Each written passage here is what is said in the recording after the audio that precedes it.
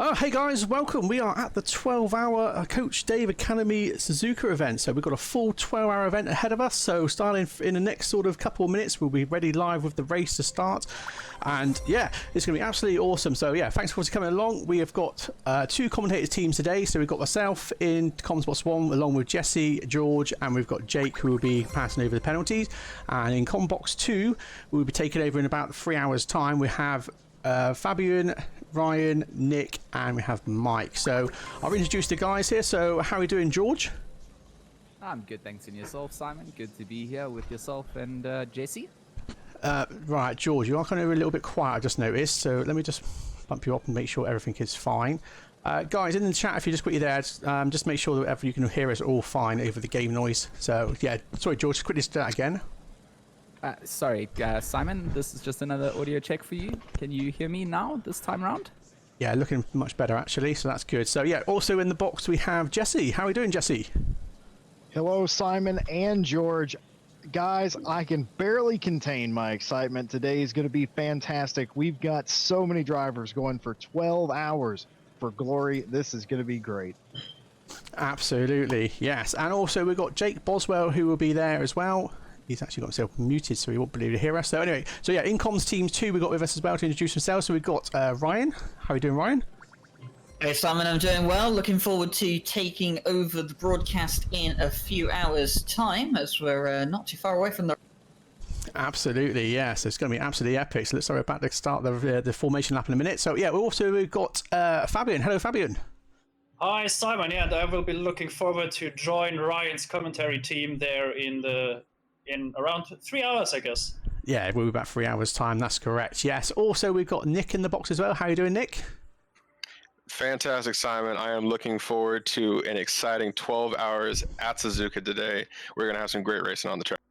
Yeah, 100%. So, right, that's our comms teams, guys. So what we're going to do is, so I'll stop streaming about 3 p.m. and then Ryan will go live within literally 10 seconds of us closing down. So yeah, so there should be no sort of a massive delay, shall I say, between the crossover of the streams. But yeah, so just stay on the channel Twitch here, and then as soon as obviously our stream goes down, his stream will go up within sort of 10 seconds. So yeah, so there should be no sort of delay with what's going on. So yeah, we're obviously planning to do a full 12-hour coverage today with the two comms teams. So yeah, we're looking for an absolute awesome race. So let's just get ourselves ready for the grid position. So all right, guys. See you in 3 hours. Yeah, we'll see you guys in a few hours then. So yeah, it's just we said myself, George, we've got Jesse, and we've got Jake in the comms box once for the first 3 hours. All right, so yeah, good luck, guys. So, right, Jesse, what's your thoughts on this? This is absolutely exciting, isn't it? This is an absolute massive hype. So, first time of us doing a 12-hour, and I just see we just got connection loss. What is going on? I think we're doing a quick server restart. So, we will be right back in a second, guys. Typical to see this obviously happening. So, just bear with us 1 second. Yeah, I mean, it's a lot of cars on the grid, and trying to get everybody in here for their correct starting positions, I think, has been the main aim. And not something that's uncommon, trying to get so many cars lined up so that it's a fair... I mean, it's 12 hours. You want things to go the right way. We had the Super Bowl, of course, being streamed last week, which was super exciting to kind of set the grid order for the race today. So getting everything set up and in the right order is obviously going to be the aim of the game. And Jesse, I mean, you and I are going to get excited here. I know we're going to get excited. Suzuka, personally one of my favorite tracks. I know you're quite a big fan of it, so I find that it's going to be hard for Simon to really contain us, even if he tries his hardest. Yeah, you're absolutely right, George. This is a really big track, and it has a really big reputation for a reason. Of course, everybody knows this place is synonymous with Formula One, but it's also synonymous with another form of motorsport that I really enjoy, other than GT racing. Well, actually, I suppose it is sort of GT racing, talking about Super GT, that most famous Japanese sort of GT racing series. And today we have GT3s on the track. That's always exciting as well, and there's so many turns here, and there's so many places you can get into trouble, but there's also so many great places where you can chase a driver down and get that pass done. Yeah, GT, Oh, sorry, Simon. I'm just to to say we're just come back. Yeah, no, we're just literally just waiting for them to change over. So what's just happened there quickly is when we transfer sessions from the practice to go straight into the race, obviously because we've already preset the qualifying from the Super Bowl last weekend. The waiting time between the start and the start of the race, there was some sort of small bug that's gone on. So hopefully they've rectified this now. So we should be back on live shortly. Just as soon as I see the go, then we're back to stream again. So right, so we're back on the grid there. So yeah, back over to you there, George. Yeah, so Jason, you were just talking about obviously the GT side of things, which is definitely a form of racing that I enjoy. Open wheelers are always cool, you know, the peak of aerodynamic engineering, etc. But nothing quite captivates me like I don't want to call them big heavy tin boxes because they're relatively light compared to, you know, some of the other forms of racing. GT racing does have that sort of you can relate it to the real world cars, right? I mean, they look similar. You can pretty much see these cars driving around on the grid today in any normal sort of good-looking area, just not their GT3 counterpart. So for me, there's just something exciting about being able to relate to the cars, and then of course seeing them being pushed to their absolute limits. Side by side, you know, a little bit of rubbing as racing can take place in these cars as well. It's not like an open wheeler where a tiny little bit of contact and suddenly both cars are getting flung off. Sometimes we see that in GT racing, you know, contacts aren't always the best, but it does allow for a little bit more side-by-side racing. I just love it. Absolutely. I don't know what's going on if we're still starting the race. I don't see any countdown timer at the moment, but what I'll quickly do is I'll just quickly put a track guide on from Ryan there shortly, so you can have a quick look at that. Welcome to the Suzuka International Racing Course, located just 35 miles southwest of Nagoya on the Japanese coast. The 3.6-mile circuit, built in 1962 and last changed in 2009, has 18 corners and a lap record of 2 minutes 0.455 set by BMW in 2019.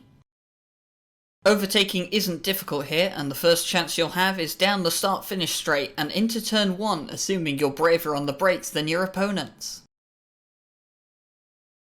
Turn 11 is one of the slowest corners on the track, but that doesn't mean you can't overtake there, as a good line out of turn 10 will see you on the inside of your opponents. Data quick. And turn 16, a short run after 130R means that your braking point will be critical for this incredibly tight chicane towards the end of the circuit. But then In the current session, we are live again. So just waiting to see what's going on here.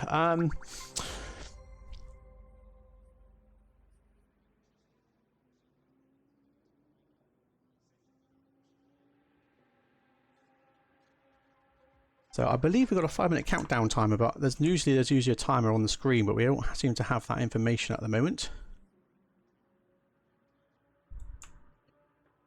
Yes, I have hit the escape and hit the drive, and it has brought up the HUD. That is fantastic. And we can see all the drivers and the cars now. Absolutely. So hopefully we'll be going ready anytime soon. See a few cars. They look like they are jumping down and be ready now. So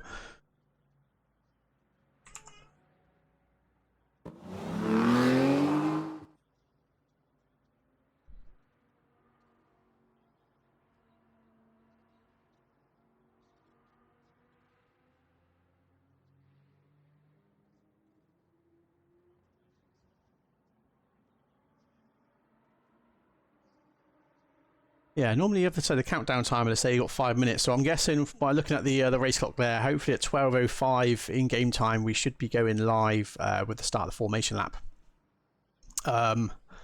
Just waiting on some verification from that, because normally, so you usually get the waiting time pop up on screen, but because we had a new update this week and another hot fix on Friday yesterday, obviously there's a few things that have been changed in ACC. So yeah, it's all pretty new to us at the moment. It's always difficult when there is a little bit of a new update pushed through ahead of something quite big like this. To try and get everything back up and running. Absolutely. Jesse or George, would you like to just run through the top 10 order for us, and I'll just pan the camera down through the cars? That's why we're waiting for a little bit longer. George, would you like me to do that? I would love for you to do that. I'm still just trying to get back in here. My game had Absolutely. a bit of an issue. That is fantastic. Simon, let me know when you are ready. I am ready. We will run through the top 10. Well, on the pole for this race, we have the 715 Ferrari of Capocha. Second place, Silvia.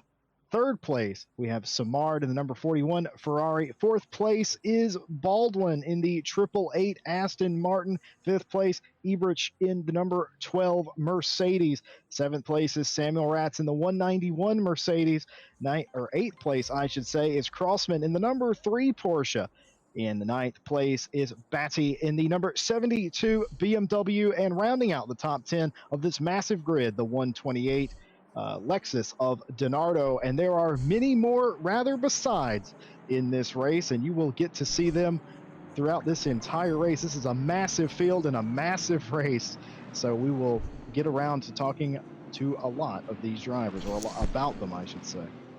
Absolutely, yeah. So it looks like we are underway for the full formation lap. So yeah, this is going to be the start of the full 12 hours. So it looks like we did have a couple of teams struggling to get into the connect to the game today. Unfortunately, we have spent the last sort of hour trying to get people to connect properly. But always seems to be there's technical issues here and there. But the main thing is we are running. So although we haven't got the full 52 teams in, I think we're about 51 actually. It looks like number 6 was not actually in the order today. So there we go.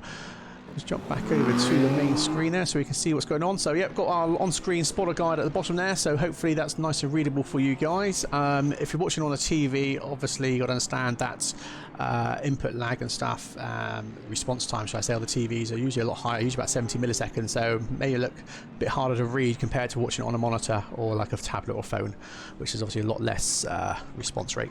But anyway, so starting the formation lap.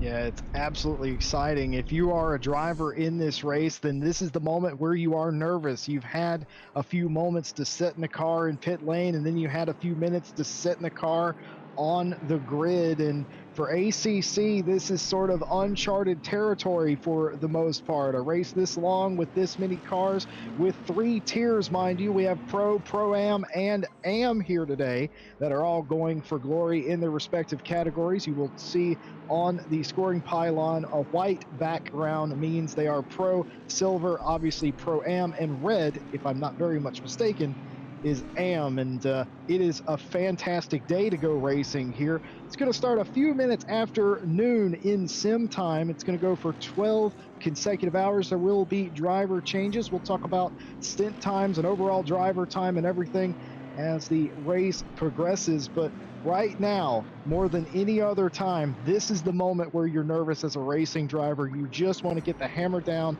and go. And as they go through Spoon, they are getting to the point where they will form up. As you see, they are doing just that before they get to 130R. And this is the moment. This is where it all counts. You have to make a good start here, and you have to make a clean start here, most importantly, perhaps. 100%, yeah. So hopefully, George, you've got yourself back in there and you're all fixed now. Yeah, I've got everything back loaded. I'm here. I'm ready just ahead of the race to start. So, of course, I'm super excited. I'm sure, like you were mentioning, Jesse, all of these drivers, the nerves are racking up. I can't even imagine their teammates sitting and watching the start as well. Obviously, in voice comms with their teammates, just, keeping the nerves calm, saying, you know what, keep it easy. We got a long race ahead of us. Let's just try and get through this opening first hour. That's where it's going to be really hell-raising. Let's try to get through that cleanly. They're coming now down through the chicane for the final time at the slowest pace that they will for the formation lap before these GT3 cars are going to roar back open and remain pretty much wide open and tapped for the next 12 hours. It's going to be absolutely insane. I can't wait. Well, here they are, 2 by 2 by 2, as far as the eye can see, gridded up and ready to go as they do the slow roll down the front straightaway here at Suzuka to get this race underway. Once you're away, 12 consecutive hours of running. And as they continue down, waiting for the green, and there it is as they fire off down the front straightaway and into the first turn. The Coach Dave Academy 12-hour of Suzuka is go, and it looks like most of the drivers are behaving themselves as they still maintain a 2x2 presence through the first couple of curves and up through the S's. Now everything looking pretty fantastic. A couple of cars going slightly wide in the back. Looks like they had it under control as we watch appears to be Hudson here in the number 41 Ferrari. That's fantastic. He is currently challenging, I think. I'm unsure if the timing is correct, but he's certainly in. No, yes, that is correct. He is in 4th place. That is actually Samard we're looking at. The names are jumping around, of course, because all of these teams have multiple drivers, and it only updates when the race goes green, rather unfortunately. But that is Samard, actually, in the number 41, who lost a spot there, it would appear, to Baldwin. But fairly clean start, George. Absolutely insanely clean start. I think every driver here showing as much respect to one another as you could have asked for. Taking it easy. There are 12 hours here to race, and there's no point in taking one another out in the opening couple of laps. So right now, everybody just taking it easy, settling into position. And it's a little bit different from a sprint race, these enduros, and especially a 12-hour and a long enduro. So many factors at play. Everybody going to settle into a position that they feel comfortable with to lap. And we'll be able to start to see battles on track develop and roll out from probably the 2nd or 3rd lap as the drivers get themselves into position. I mean, driving 2x2 through any section on this track is just not going to be ideal. Oh, we're looking at the final chicane there. We see a couple of cars going quite deep and wide, but they maintain the clarity. We're following along with, I believe, Alexander Witzel here, who pulls out on... Who's going so slow on the outside? They look like they've had a bit of an issue. I'm not quite sure who Witzel just blitzed on by going down that start-finish straight, but as he goes down into the curves, he's now found himself some of that open air. Looking back down towards Rats as he goes through the S's now, and I think that Rats has actually made up, or he stayed in his starting position here in 5th, but managing to hold down in that silver and blue Mercedes for the moment. Got Samad up in front of him in that Ferrari, and behind of course they've got Erbrecht in that blue Mercedes. So starting to settle in. Jesse, Strello, do you have any comments today? Are we going to see some rain?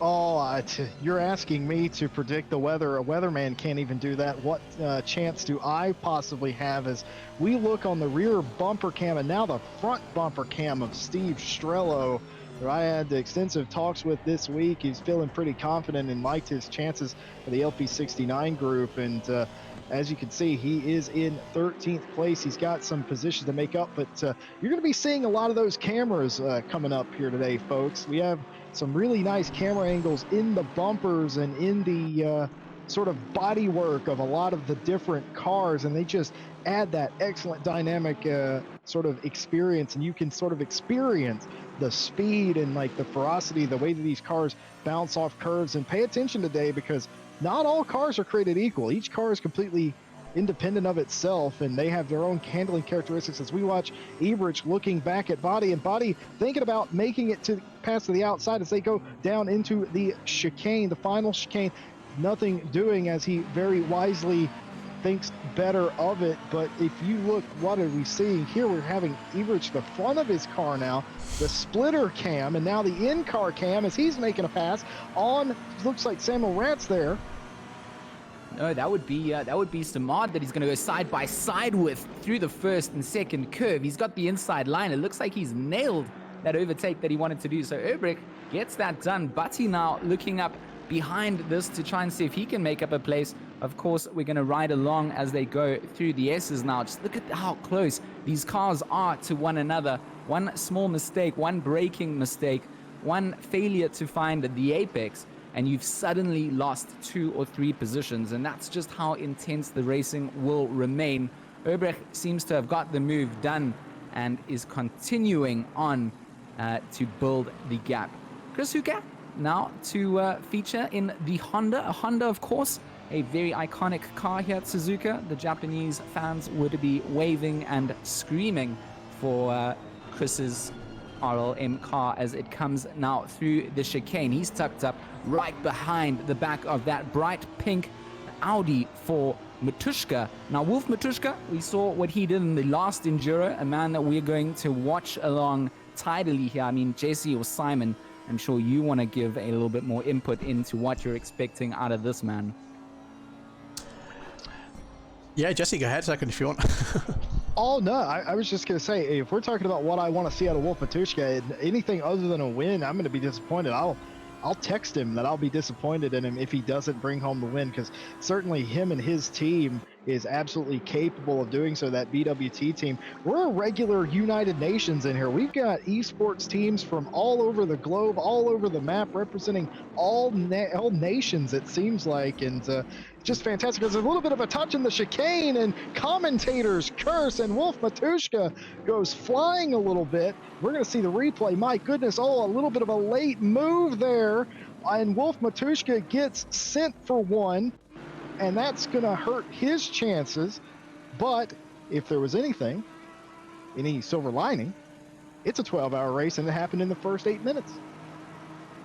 Yeah, I don't know if there's going to be silver linings in something like that. Looking for them would be extreme, but I guess in the first 8 minutes with 11 hours, 53 minutes of race time on the clock, it is definitely going to be a little bit of a blessing. Hopefully no damage done, because if you can avoid going out into the pits, then you really have, got away uninfringed.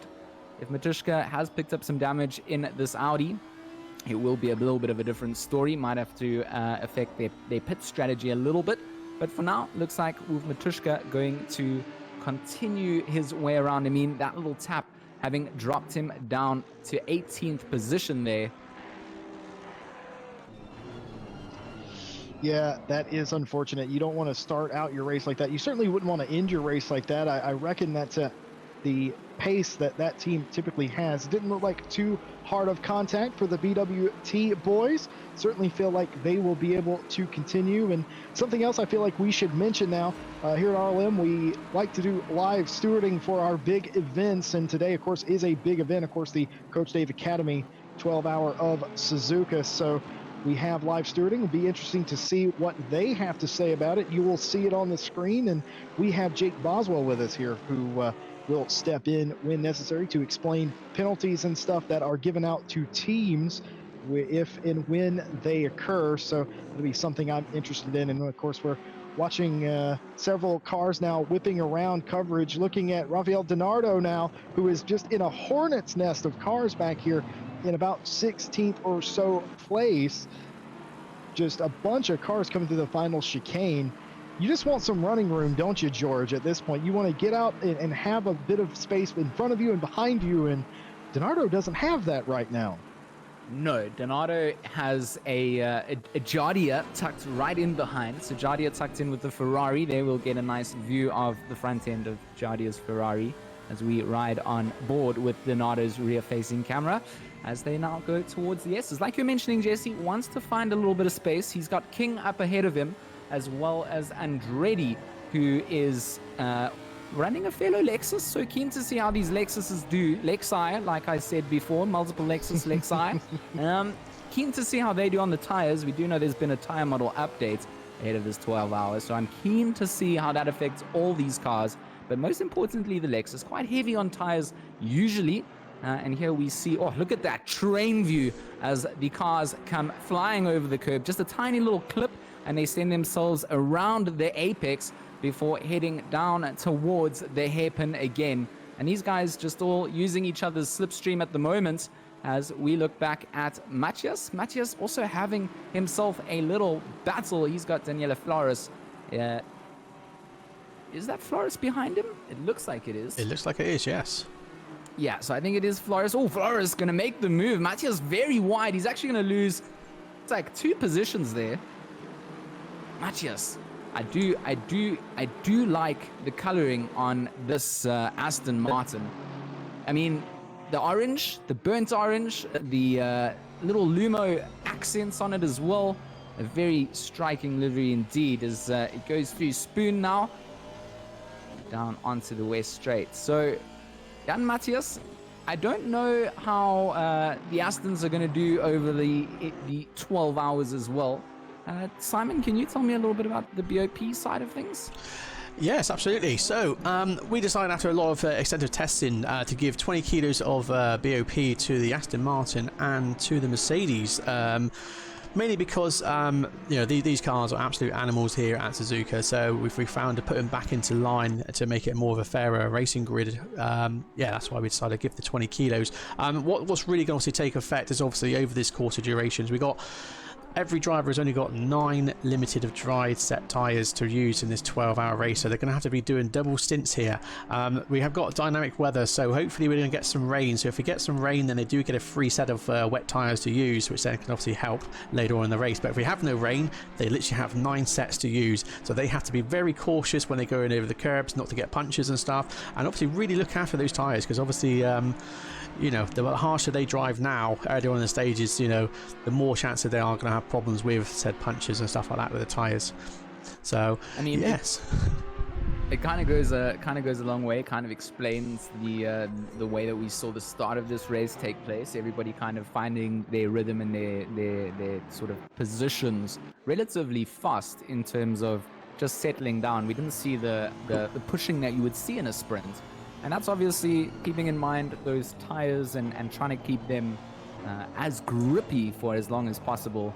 And of course, they've got to consider the weather, the clouds, dynamic weather, the possibility of rain. So they'll have someone constantly monitoring that kind of stuff and making sure that they are well ahead of the planning phase when it comes into preparing for the pit stops and knowing, should we be taking a gamble? Should we be keeping these tires on? And I hope that we see a little bit of rain. Personally, as we watch Donato once again in the legs. Oh, there was a car facing the wrong direction at the end of 130R, which looked a little bit dangerous, but got himself out of the way. Donato didn't have any contact with it, but not a place that you would want to find a car facing the wrong direction. Absolutely not. Very, very scary place. Ooh, your max speed going through there, right? And suddenly you find someone a little bit wayward. Looking now back towards Batty, our front leading BMW. How many is it our only BMW? I don't know what's going on here. It looks like all the cars are starting to warp a bit, so I don't know if there's something wrong with the clients going on here, but I mean, we have got a very high-end dedicated server with 10 gigabits of bandwidth in and out coming, so I don't know if there is some minor issue going on. So we just have to keep an eye on what's going on at the moment. It looks like everyone's okay. Like I said, we've had obviously a couple of updates this week from Kunos with ACC, so obviously not something we wanted obviously last minute with the 12-hour race obviously today, and obviously a hot fix yesterday, and said a main update on Wednesday. So yeah, we'll see how this obviously pans out. Hopefully it all settles down. So I stand to be corrected. Batty is just our front leading BMW. I know that the Kunos team is also actually running a BMW in this race. So at the moment, Batty the front leading in the top 10. Currently looking at Anthony Foch in his Audi for, I believe, is that TPR? Is that the team name at the bottom? Yeah. So back towards our front leading BMW. Jesse, are you a BMW fan? Well, I absolutely am. I mean, if you don't like a gigantic M6, I don't know what's wrong with you. They're just fantastic cars. They've got the engine in the right place. They've got a big engine in addition to all of that, and they just sound fantastic. I like the M6, and I love the M8 race cars that they race in the GTE, obviously, and they're fantastic, and they look great, and you can put pretty much any livery on those things that you want, and they look fantastic as we ride on board with Steve Strello, who's currently chasing Wetzel down. Wetzel, of course, is, if you notice, he has a silver placard on his name. That means that he's a Pro-Am car. He's the leading Pro-Am car, and he's got quite a distance on the rest of the Pro-Am field. The next nearest one, the second place Pro-Am driver, is in the 19th position, the number 55 Honda of Muton. That's fantastic. that he's got that little bit of gap, but that's also dangerous too for him because Steve Strello, not a slow driver, fantastic driver in his own right, great in RLM, has a lot of stats to back it up, and it's not exactly what you would want to have behind you if you are Pro-Am. But we go back to Urbich right now. See, he is currently chasing Samuel Ratz still. That battle continues. That's probably not going to go away in the aforementioned train, as we have a car running slightly off in the hairpin, moving quickly along to another camera of Selva. Selva, the second place car after that pretty clean start up front, it must be said. And they are just sort of cruising out here. That's the best thing, George, in my opinion, is to get a good start like that, get clear of the pack in the field, and just run laps, because you got so long in a race like this. You got so long to go. What's better than having space to run? I think what's better than having space to run is being tucked up onto the back of a Ferrari heading down to 130R. That's what Chris Hook is doing here in his NSX, trying to be cheeky and have a little look on the inside. Not going to be the place to get it done as they head down to the chicane. So some drivers taking it easy, some drivers bringing the heat. Chris Hooker being one of them as he drives the absolute bells off of this Honda NSX in front of the home crowd in Japan. Beautiful coloring, of course, as well. Samuel Ratz, he's got to defend against Erbich, who has closed down that gap that Jesse was mentioning by a little bit more. He's tucked up right on the back now. We look back from Samuel Ratz's Mercedes, as he just has a... Is that... Yeah, that's gonna be Erbich tucked up behind him. Yeah, he's absolutely not going anywhere as the snake up the S's and just a train of cars. That's going to continue. Somebody in chat. I stand corrected. That's actually Baldwin that's running behind Rat. So Baldwin has been overtaken. Sorry, that's Baldwin here behind Rat. So a little bit of a weird update there. Erbich has dropped down behind Baldwin there. So Baldwin getting past in that Aston Martin. I apologize, Jesse, for cutting you off. I just wanted to correct my miscalling of the driver's name as I saw it updates. I slowly died inside. No, that's absolutely fine. George, you go ahead and interrupt me whenever you like. It's going to be a interesting 12 hours for sure. But somebody in chat asking what are sort of the lap times that we're looking at. I can tell you that the best lap in the race has been ran by our leader in the 715 car. That's a 2-minute .414. So that's the quickest lap. His last lap was a 2-minute .657. Second place, Patrick Selva has ran a 2-minute .765. And that was his last lap. It was his fastest lap the last time through. They are the only two cars in the 2-minute bracket, it must be said. Third on back is in the 2-minute 1 second bracket. So there you have it. Those are your times currently right now. As it looks just like Patrick Selva just ran a 2-minute 1 as well. Wow, okay, the leader, Andrea Capocha, has just ran the fastest lap of the race. That's a 2-minute .306. Fastest lap of the race. Fantastic stuff. He's flying. Yeah, I mean, this is going to be said with pretty much full race cars and full race fuel at the moment, probably. So really great lap times coming out. Probably see those things getting broken towards the end of the stints as drivers become faster and faster. We finally get to talk about a Porsche, and I think Simon knew that I was itching inside to talk about the Porsche/Porsche. I will leave it open to how Jesse's going to decide on what we're going to call it. I just call it Beauty on Wheels, and it is dressed in black and gold. What a beautiful looking Porsche example as we ride on board with Mikhail Sandstrom for JMS Racing. It is Porsche, the number 899. Going to be bothering Foch for that 21st position as they come through the Degners now. And of course, a very, very tricky set of corners. I think I'll say that a lot about lots of corners on this track because they really do benefit you or they really do punish you if you do them wrong. And you see, entering into this hairpin, you can try and find as much space as you can. And we see 3 different angles being used there by 3 different cars, and definitely not changing the way that they got out of it. So everybody here trying to fight for some position as we look backward from Foch's rear-facing camera at the front end of that Porsche, who is getting very, very close to the end of Spoon. Going to be able to tuck right up behind the Audi down the straight. And I wish we could hear some more of the whine of that 6th gear of the Porsche. But for now, it's a good view. And we'll switch to on board the Porsche now as he winds down into 6th gear through 130R, throws it round, and then gets back on the brakes before that chicane. I can't believe how much speed they carry and then have to slow back down through here. And of course, riding over the curbs, getting a nice view of the Ferris wheel before taking the final corner and getting back down onto the start-finish straight. I'll show a little bit of bias towards these beautiful rear-engined cars, mid-rear engine, whatever you want to call it. Veal now, he's going to throw it in through the chicane. Just look at the little train of cars in front. It's got a Mercedes and a Lexus to battle with, and right now, plenty of slipstream to make use of. It's absolutely fantastic commentary there, George, and I can't tell, even for a second, that you're a Porsche fan, and I love that black and gold Porsche of Sundstrom. That's just a fantastic classic look there. More questions from the chat, people asking how many cars are in this race. I can tell you there are 49 cars circulating on the track, not saying that there's only 49 in the race. I'm telling you there are 49 cars putting in a lap time at the moment.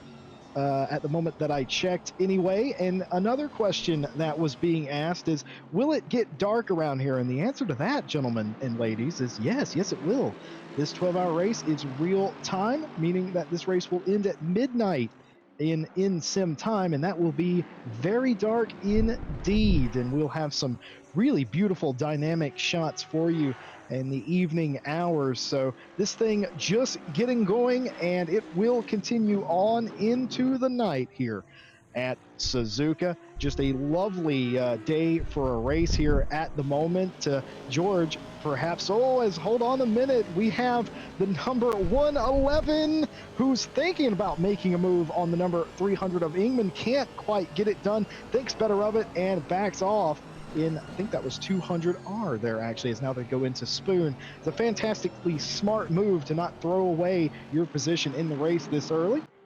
But back to my previous point, we have lovely dynamic angles, and I'm not going to get to finish that point because it looks like Sundstrom's trying to get by the number 894 Audi as this continues to be a battle. Let's see if he gets a run down into turn 1. He might do just that with that rear or mid-engine Porsche, that beautifully colored black and gold. Again, thanks better. I think a lot of drivers, George, are minding their own business at this point in the race, which is really refreshing to see.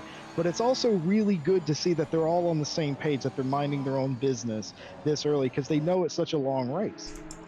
Driving with your head on your shoulders is exactly what you want to see. And I mean, Sundstrom did look like he wanted to have a look at Foch, thought better of it, backed off. We saw that happening on the previous battle as well. There's nothing wrong with settling back down and spending another lap tucked up behind a car that may be a little bit slower than you, and you're finding the right place to make that move. So I absolutely love seeing that when it comes to GT racing. I think that it takes a extra dedicated bit of skill to be able to hold yourself back and, you know, just be able to do something cleanly and smartly. I think everybody's teammates probably want the same thing to be done, but you just see how these drivers stay within a couple of cars lengths of one another. They've settled down. If you can push and you can find a position, of course you're going to take it. If you're not taking positions, you're not racing. But at the same time, you've got so many hours ahead. There's no point in just binning it at the moment. You want to be on the same lap as the leaders for as long as possible. And of course, that's going to change out. That will be a dynamic that we talk about. We'll talk about what lap certain drivers are on. There might be something where someone gets massive damage, has to go into the pits and gets put out. They might have it a couple of times, get put back in the, the grid order and still be out there trying to race for position. As we follow on aboard with another Honda here in Japan, Michael Muthen currently running in 19th, the number 55. going to be chasing down on Darren King, it looks like, in that Audi in front. So I always like seeing the Hondas doing something, and I like to feature them. This is one of the Hondas we get to talk about beauty when it comes to livery design. Of course, I'm a colors man. I like to talk about people that have dedicated some time into the livery design of this game.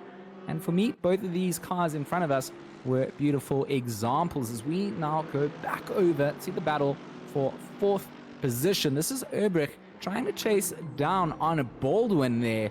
And look at these cars chasing down one another. It will be Erbrich, Batty, and this name is going to get me, Jesse. You're going to maybe have to help me. Statsenko? In 7th position? I think that's Statsenko, actually. Statsenko. There we go. Yes, So we've got that going. As we go over to Alexander Witzel again, currently holding down 11th place, chasing down a very, very bright Porsche. I'd be interested to see what Crossman's Porsche is going to look like when we get into that night phase of the race. Of course, we talked about it going to be absolutely interesting to see. I can't wait to see it, of course. The dynamic lighting in ACC, one of the most beautiful to witness, and I love seeing that nighttime transition take place. And I predict that Crossman's Porsche, the one that's in front of Witzel at the moment, that thing is going to look like a Dayglow pair of Nike trainers when it gets lit up by some of the other cars. So going to be absolutely interesting to see. Vincent Erbrich again going to be the focus. Of course, these 3 drivers, Baldwin, Erbrich, and Batty, just fighting their way to try and get towards Rats. They've kind of got themselves a little bit of a gap. Jesse, Christian, sorry. I wanted to ask you a question. If we can't talk about it now because Nicholas Walter is trying to defend and attack at the same time. He's got Veal behind him. He's got Comaletto in front of him in another Lexus as they run down the straight. He's trying to break some of the slip. They're going to go through 130R, and these 3 cars trying to find their way through. You're going to see Veal get tucked up right behind the back of Walter's Lexus as they go over the chicane to go over the start-finish line to begin their 14th lap. And every car here really still, we talk about taking it easy, but still keeping the heat up, still bringing the race pace.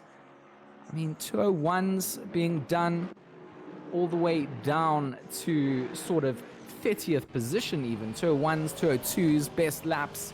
It's absolutely insane to see the pace that some of these drivers are bringing. Christian Manu in the Lexus. He's got Strello right behind him. He's got Crossman.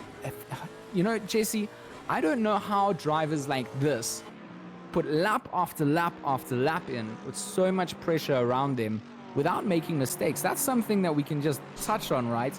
You don't see guys making mistakes. I know we've only been driving for almost 28 minutes, but there really haven't been, you know, cars putting themselves into the wrong place, overextending, you know, running onto the grass. Nothing that we've witnessed, though.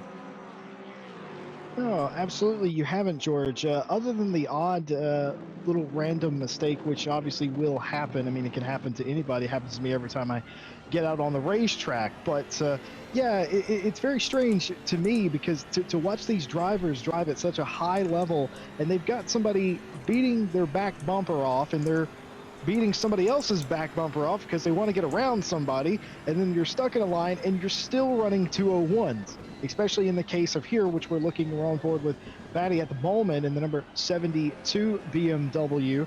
It's what he's still driving incredibly well at a high level. He's running faster laps in traffic than I can run if I have an optimum racetrack with nobody around me. And that's fantastic. We keep cutting back to Steve Strello here, and I find that interesting because it highlights an interesting problem here. I feel like Steve Strello is a little quicker than Manu at the moment, but he can't quite get around him, and even if he did, he would just be on the back bumper of Crossman, and he's just the unfortunate caboose on this particular train, isn't he? I mean, he doesn't really have anywhere to go, and even if he makes the pass, he kind of makes himself vulnerable to be repassed. So I feel like he's just kind of hanging out here, staying close. And if the aforementioned mistake, which George, as you pointed out, hasn't happened. But if it were to happen, he'd be there to swoop in and get the pass done, I reckon. Would you like to play some theory craft with me, Jesse? Please. So Strelu obviously there has a little bit of an advantage in terms of his pace. He's obviously also driving that Aston Martin. So in theory, he's got a car that sips on fuel as well as sits in the slipstream effect and uses less fuel. Talking about slipstream, Stastenko, he's tucked up right behind Batty.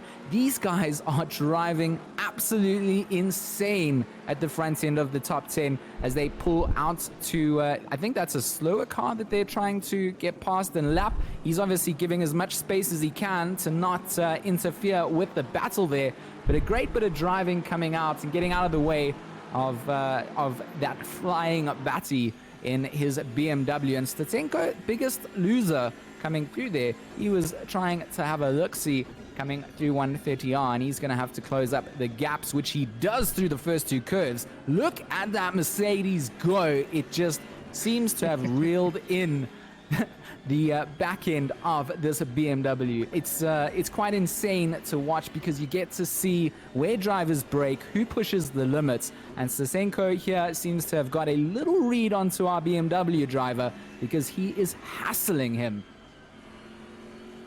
It's fantastic stuff, George, and there's just absolutely no room for error. Not that they are making any. It's just incredible to see them drive.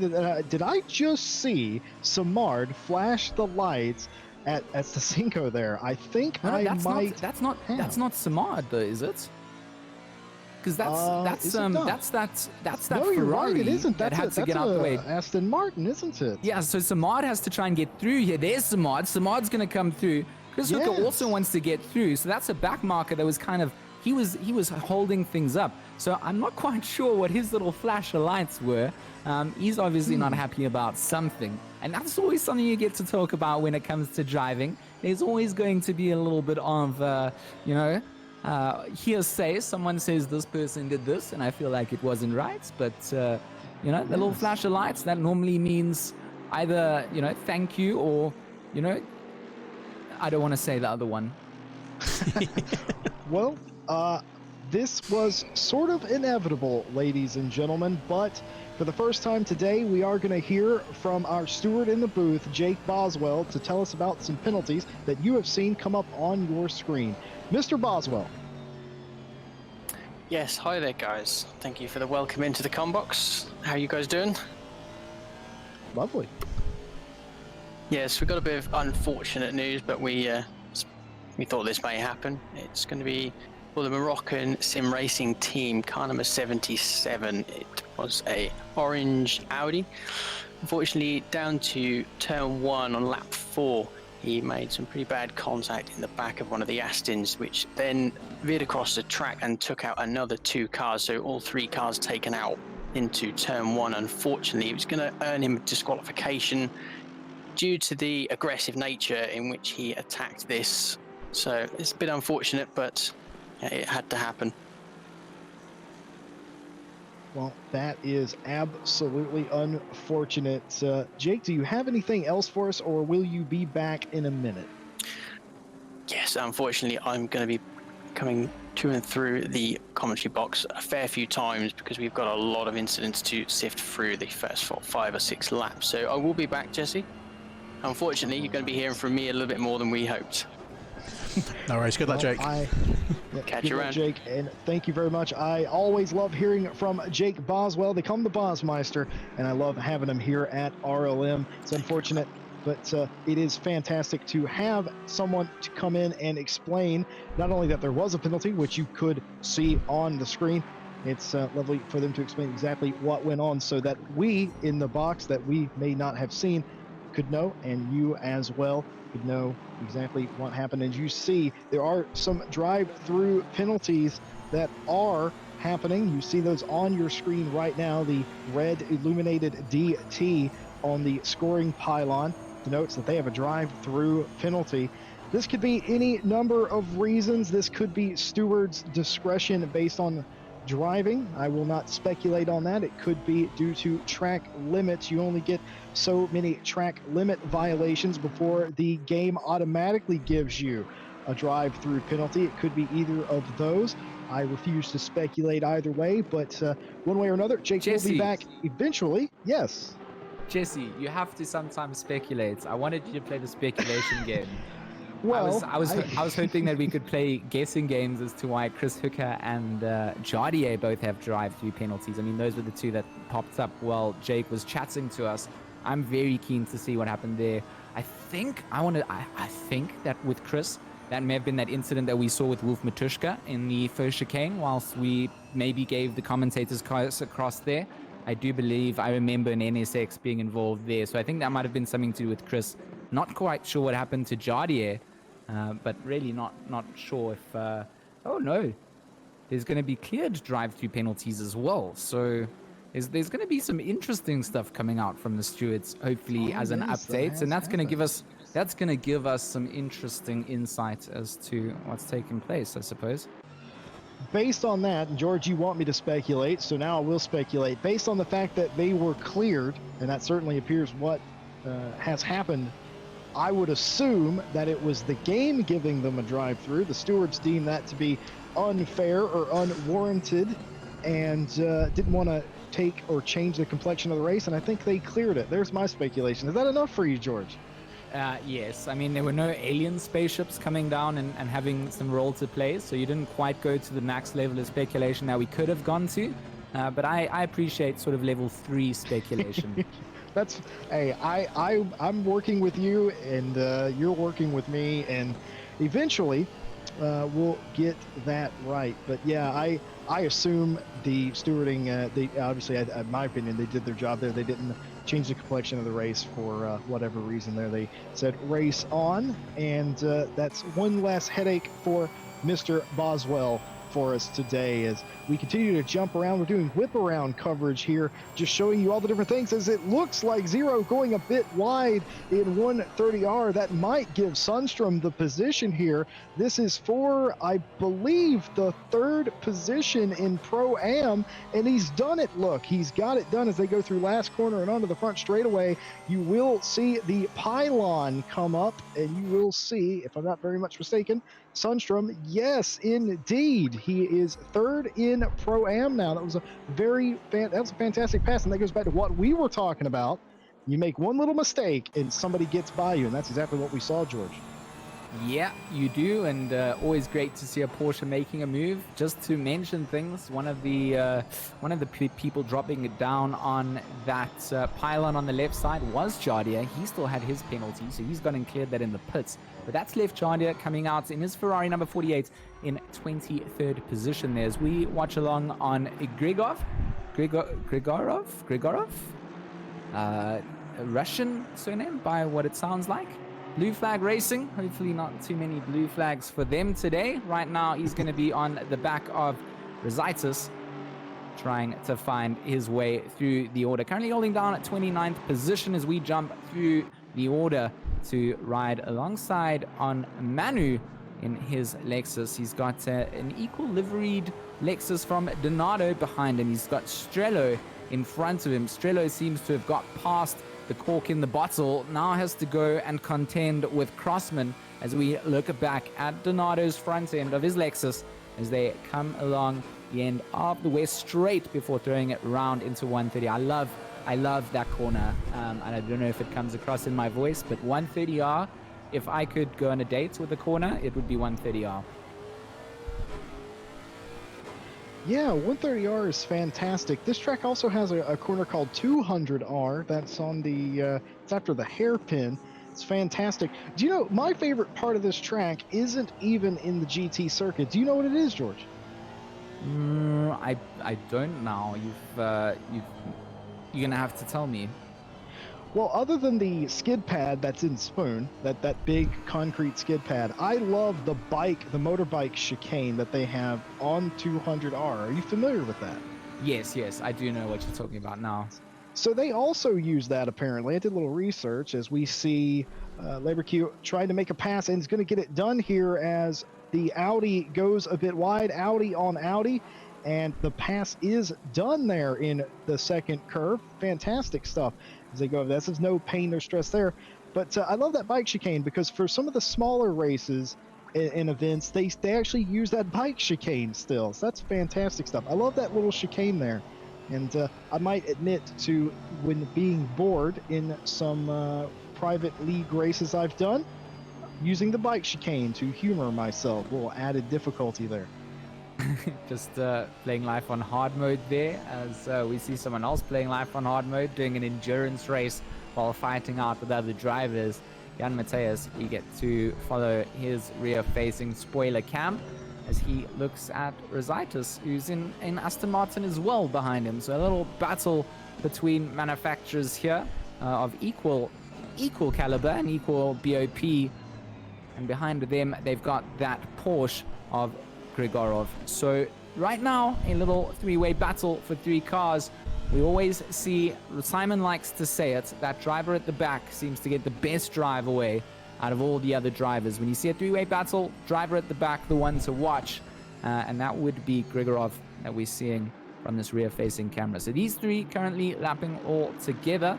I'm not sure if they are catching up to Flores in front of them in that Mercedes. I think they are. So it could be a four-way battle actually coming out very, very shortly as they make their way down the roaring fast end of the straight. I love this onboard spoiler camera as well. Gives you that real feel of what these curbs do. You see how wide they go and run the exit of 130R before again just getting onto the brakes. You see how many tire marks are all over the place. There's obviously a lot of grip being thrown down onto the circuit at the moment.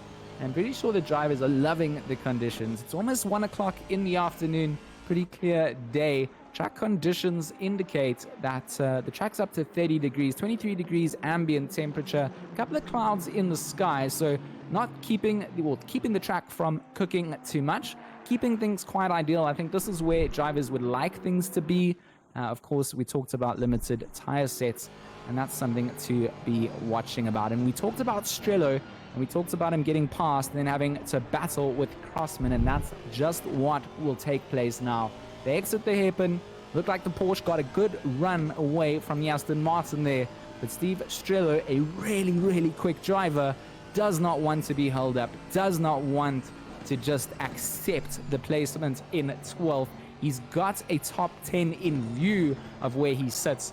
And of course, he's making his way through the order. Going to go through Spoon and continue his chase down of Crossman and Witzel. Witzel, of course, doing so well to get himself into the midst of the pro drivers there. We talked about it earlier, maybe a difficult place to be, but he has done so well to hold on to it as we look back at Manu, who's also chasing on the back Australia. So look at that. Ooh, I see some side-by-side action towards the back of that. There's going to be two. This is just a pack of Lexuses, just fighting it out as they get back onto the start-finish straight. They're going to sort of spread themselves out again as they take a breath of fresh air down the straight. We're going to ride inside the beautifully pink Audi of Wolf Matuszka, and he's going to be the man to give us the view of the Lexuses fighting it out side by side as they come to the exit of the curve and enter into the S's, a fast section of speed and momentum, carrying as much inertia as you can through and not allowing anyone to get by. You're going to cover that inside line as you see them all following identical lines before they then get through and get back onto the power again for Dunlop, which is a fast left-hander. Lights flashing from Matuszka. He feels like one of these Lexus is going to make a mistake as they go through Degner now. And just look how much of the track both Lexus drivers are using.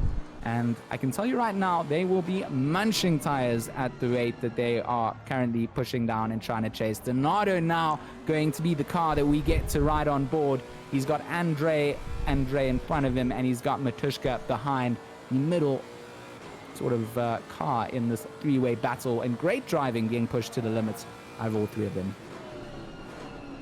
Yeah, it's absolutely crazy to see. Like you Wolf Matuszka, who was touched and spun in the final chicane earlier, and he is marching back up the field.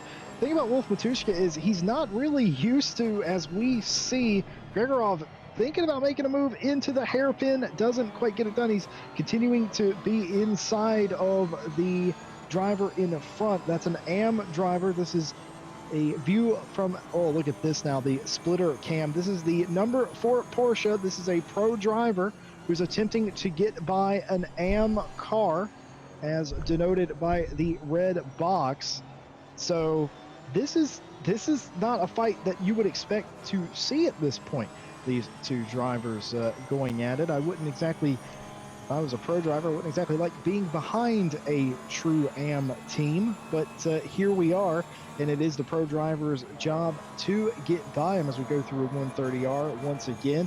Everything all copacetic there, no problems. So yeah, it's not a situation you expected yourself to find it, especially for position. Now, certainly maybe later in the race, coming across an AM car that you're lapping, yes, maybe, but not for position. George, I gotta ask, how would you do this? Let's say you're a pro driver and I'm in front of you and I'm an AM. What would you have been doing? Flashing your lights at me? I mean, it's for position. What can you do? It's for position. You can't do anything. You accept your humble pie, you eat it as it is, and you make your way through the field. I think there might have been a reason for that car to have ended up where it ended up, but you're definitely not entitled to just get by just because you've got some stickers on your car that indicate you're in the pro class.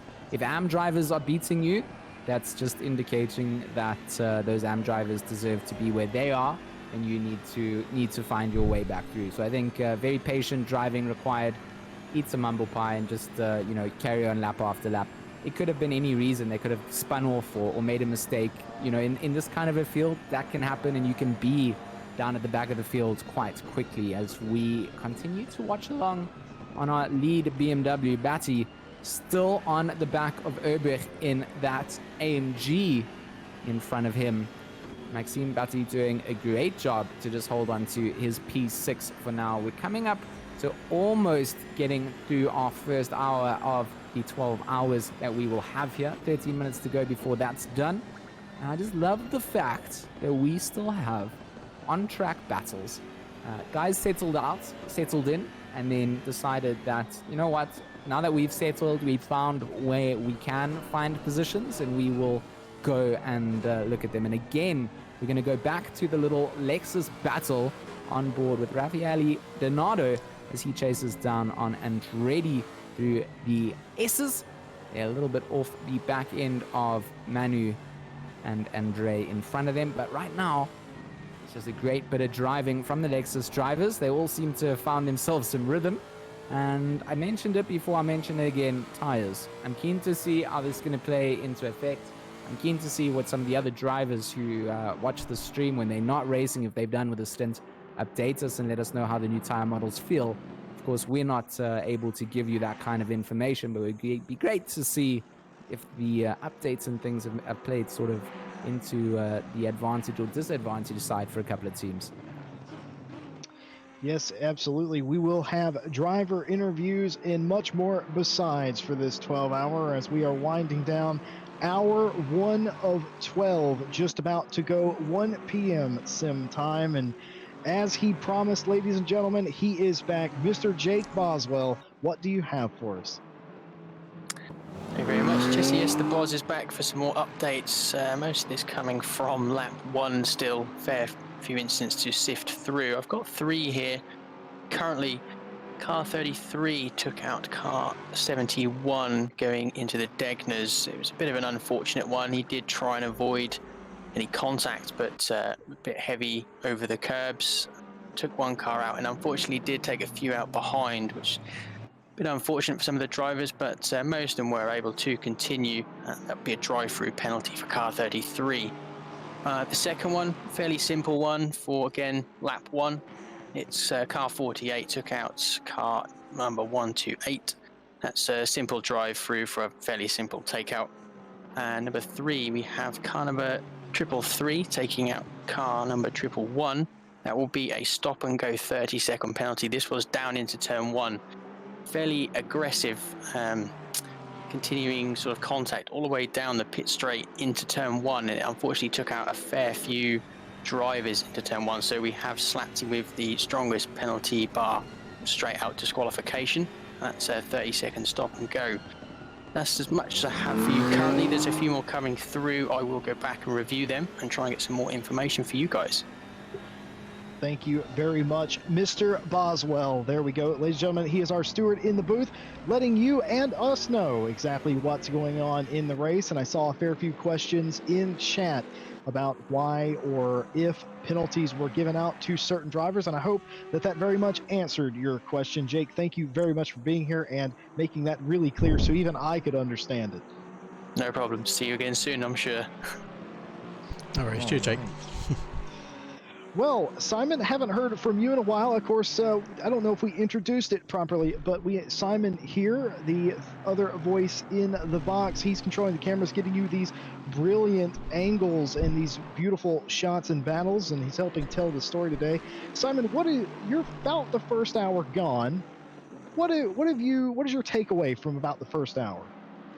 To be honest, I'd have to say it was a pretty clean race. I mean, obviously to expect to have 50 odd cars on the track, you're going to get a few bit bumping and stuff going on, because it's a very twisty track to start with, going through the S curves and stuff. But generally, I mean, it's been pretty good so far. Like I said, we've got the full live stewarding team, for the full 12 hours. So, if anyone is sort of trying to take unfair advantages, we see a few cars have got a bit of damage on there. You see some paints being scraped off and stuff. So yeah, the stewards are there to obviously discipline anyone that is obviously, unfair driving, taking someone out. As you see, the Aston's got quite a bit beaten up there, isn't it, on the car 111. So yeah, so this is racing. We don't mind a little bit of door-to-door contact. If it's fair game. But obviously dive bombs and stuff like that is obviously a no-no. And like I said, any literally cars getting taken out by another car is straight away a DT. We don't mess around. Straight away you get a drive through. We're going to be harsh, and in the day that's the rules. So yeah, and I think that's what makes our racing so much cleaner and fairer compared to like other competitions. So like I said, we are harsh, but we are fair. That's the way obviously Redline looks at things. But no, Jesse, so what's your sort of take of the first hour anyway, as you just put me on the spot? Oh, my apologies, Simon. I also forgot to mention, Simon's not only the director here at Redline Motorsports and bringing you the great shots, he's also the boss here. So that's fantastic. That's what you are. You are the boss. And just got to say, man, thank you for allowing me to be part of this, and thank you for everything that RLM does for sim racing community, and not just in ACC, but for everything. It's fantastic, and we've evolved to the point where we can put on shows like this. I asked Simon the other day, did you ever think that it would get to this point? And he said, mate, I had no idea. Absolutely fantastic stuff, Simon, so thank you very much. No, obviously it's a massive pleasure to you guys as well. I mean, it's a massive team effort to obviously put on these sort of events that we do. So like I said, everyone's obviously putting something into these events to make it what it is. But yeah, I mean, yeah, it's absolutely fantastic to see that we've obviously grown so big to we are. I mean, let's say we're at about 4,000 members now in Discord. So yeah, grown really big in the last sort of year and a half that we started up. And obviously just trying to make ourselves as professional as we can, and yeah, hopefully let's get some sort of more sponsorships and stuff going, and hopefully make some sort of official events going. That's the plan anyway. So we are definitely looking to move up through, like I said, we've done a 3-hour race, done a 6-hour, done the 12 now. We're going to go straight to a 24, and then once we sort of know that we are with ACC getting a full 24-hour stable race, then obviously we'll start to run alongside the real live event. So then it will be the 10 hours of Suzuka, 9 hours of Kalami, 24 hours of Spa. That's our goal. That's what we're trying to do, and obviously we're trying to get as much sponsorship and partnerships going behind that to obviously said, to do these obviously professional events, and then obviously we are then up against like sort of iRacing then in that sort of aspect. But yeah, no, what about yourself, George? What are you thinking there for the first hour of the race as well? I think it's been absolutely something that I would write home about, and something that I'm glad to be a part of for sure. Joining you guys here to be able to talk about some of the great names in sim racing and see some of the great teams here is just it's just such a pleasure for me. I loved the way that this race started. I loved the respect that the drivers showed. I love the fact that an hour in we still have cars just scrapping it out, and I feel like it just goes to show just how much time and effort everybody has put in here, from the guys creating the setups and the liveries to the drivers that have obviously put in time to learn the track to the best of their abilities. We saw a fantastic Super Pole to set up the start of this race, something that we haven't done before. I just really like the way that RLM has done this event, and I'm keen to be a part of whatever you heard us, for the next time. So if we are doing a 24-hour, I will sleep prepare myself, and I will be there. I will be there. Yeah, 100%. So yeah, I mean, it's been absolutely awesome. Yeah, it absolutely has. And of course, what is a group of organizers, stewards, broadcasters without teams and drivers? And certainly we thank every single team and driver that's here today. Without you, this 12-hour race would not be possible. And we have so many, as I said at the top of the show, we have so many great teams. It's like a United Nations of sim racing in here. We've got esports pros, influencers, all sorts of people in here. The devs, obviously, it's fantastic to have all these people sharing the same racetrack and enjoying a great Saturday's sport. So it's really great to hear that. And Simon, I'm counting that as my first interview done of the day. I kind of pressed you for information about upcoming events there, and you didn't even know it. That's fantastic. I'm getting better at my interrogation skills, I think, as we ride, I should say, on the in-car cam of Labor Q. In the number 71 Audi, he's pressuring Zero. Zero made that little mistake earlier, and it cost him a position to Sundstrom. He still hasn't given up to Labor Q at the moment, but could possibly do so. And if I'm not very much mistaken, that is for 4th in class. Zero currently has it. Labor Q would like it. I love that shot right there. It just, the cars are coming straight at you. It's so fast. It's fantastic shot. It gives you a true sense of the speed that people are taking from that nearly 90-degree right-hand turn. And I love this shot too. The splitter cam of Labor Q's car as he continues his pursuit of Zero. These are Pro-Am class drivers. These are the medium pace drivers, if you will. You can denote that by the silver box on the screen. And as always, I'm paying attention to chat, so if you have questions about the race, we may answer them here, at least while I'm in the booth for you. And hopefully we get around to talking to some drivers later, but focusing on the first hour of action, it will... We always say that it'll calm down, but it almost never really does. But hopefully we've got a long enough race this time that we have a few minutes. Jesse, I will not accept you hoping for a few minutes of calmness. And I feel like just because you have, that means that I will be blessed with constant racing. So going back over to Wolf Matushka in that beautifully pink Audi. And I think that, JC, one of the first races that we kind of did together, this Audi also was quite prevalent there, and seems to be something that I always remember you by when we switch over to it. I know that you're a big Wolf Matushka fan, and I know you don't want to put your commentator's curse, which you do have, onto his car. He's currently running in 15th. He has won a previous Enduro, right? So is this on the cards? Well, I can tell you right now that Wolf Matushka is in a position with his Pepto-Bismol colored number 25 Audi for BWT Motorsport. He's in an unfamiliar spot. He's almost never, in my covering him, ran this far back in the pack. And trust me, folks, he's got a pro placard on his car for a reason. He's lightning quick. And of course, he won, talking about endurance races specifically, he won with his team, of course, won the 6 hours of Nürburgring, one of the longer events that we had done.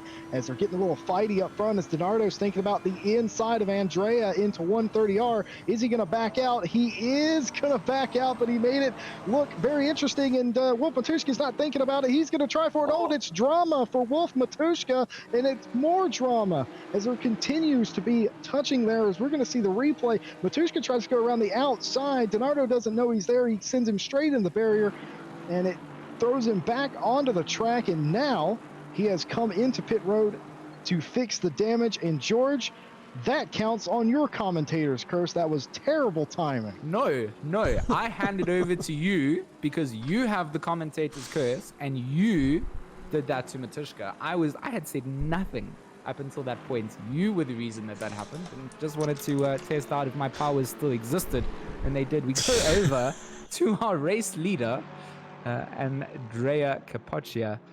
They just seem to be running away with things at the moment. They're quite comfortably up in the front here in their 715 Ferrari. So GTWR Esports definitely having a great race. And talk about a racing themed livery.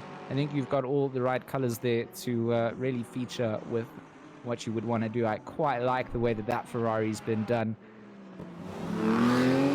Jesse, I'm sorry for giving you commentator's curse. I will allow you back in, but please don't say anything about our race leader here.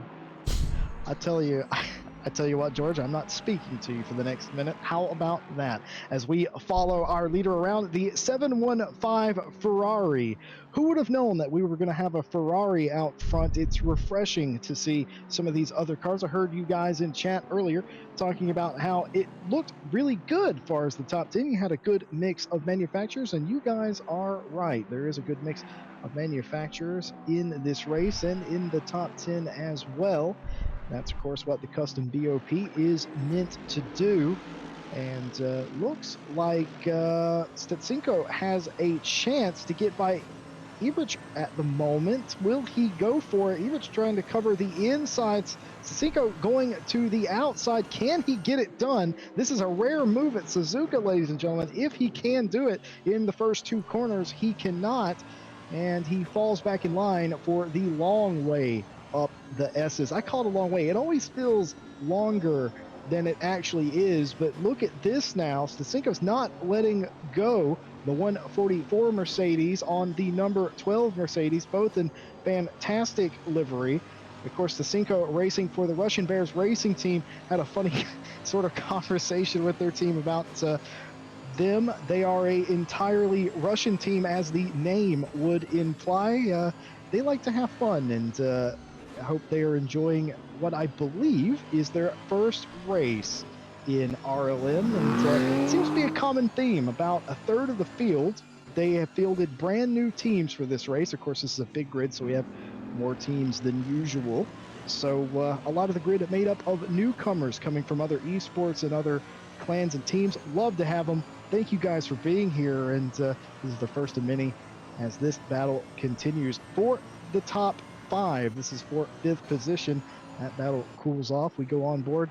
We're going to look at second place real quick. Samuel Ratz has gotten all the way up to second place with his 191 Mercedes, and he's kind of he's finally found the peace and quiet that I would be looking for personally in a race like this. Yeah, he does have a little bit of space. People with no space, Stetsenko here still just trying to find a way past Obrich. They're coming down to the chicane, where again, it's done. Obrich running wide. Stetsenko, is Obrich gonna give this position back? So he misses his braking point. Look at this. He has to skip the chicane. So now, he's just gonna rejoin back on, and it's gonna be side by side. Stetsenko is going to get that move done before the first curve, and that, you know what, that was the right thing as well to be done by Obrich. He gained the advantage by skipping out on the chicane, and he's given up that position. So great move being done. So the Russian Bears move themselves up to 5th position, and quite a great showing from the Russians to get themselves up there. I don't think that Obrich is quite done though, so let's just let that be noted. As we jump back again to the battles we've seen before, it will be Donato versus the front-running Porsche of Crossman. They're going to be making their way through the S's. Donato's splitter cam is tucked underneath the exhaust pipes of that Porsche as they exit through the S's and make their way through Dunlop now. Donato wants to get the move done. He's holding an inside line. Crossman, he has absolutely no view from his rear view cam at the moment. They're going to run it wide as they now trying to just keep their rhythm. Crossman is under fire. He's got a Lexus tucked up behind him. Donato is not letting him breathe. They're going to go through the hip, and look how close Donato is getting to the back end of the Porsche from Crossman here, the number 3, running in 12th position. Donato there holding down 13th. He's got King behind him as well in that Audi. So these 3 cars all racing for position, making their way down towards Spoon. And this is really where I think the Porsche will be able to hold off if he gets a good exit onto that Lexus. But that Lexus also exiting through the exit of Spoon really nicely. But you just see that Porsche gets that traction, gets that grip a little bit better, and manages to hold off for now. But running down the west straight, that Lexus has the slipstream. Coming in to 130R, doesn't have that ability to try and do anything on the outside. And then back onto the brakes for the chicane. It's all about where you can brake here. And just look how late Donato can brake. He gets on it, he tucks back in, and this is a great little shootout for 12th position. Crossman holds off on Donato for now. That's fantastic. These guys don't care what position it's for. They just know that there's a car for position, and they absolutely want it as he takes a little cheeky peek on the inside. Nothing doing there through the first couple of turns, but he's still directly on the back bumper of that Dayglow Porsche. This is fantastic camera angles and camera work here. Love this stuff. This battle's not going anywhere. This is not resolved. Donato again thinking about sticking his nose in there, thinks better of it, doesn't do it. Don't think he's going to be the one to make a dumb move here. He knows it is for, I believe, 11th place. As you see, I think that's Darren King in the background and another Pepto-Bismol colored car. Not Aston Martin, that's an Audi, and he looks like he has some damage. Doesn't seem to be slowing him down too much, flashing the 2 cars in front of him as he's thinking about making a move on the inside. A little bit of a touch, perhaps more flashing from Darren King. This is fantastic stuff. Darren King thinking about going to the inside, thinks better of it as they go through the hairpin one more time. Still nothing has occurred here, but that's the only positive thing that could possibly happen, is that nothing has happened, because there's a lot of really close racing, and good credit, all the credit to all 3 of these guys for being able to hold it together.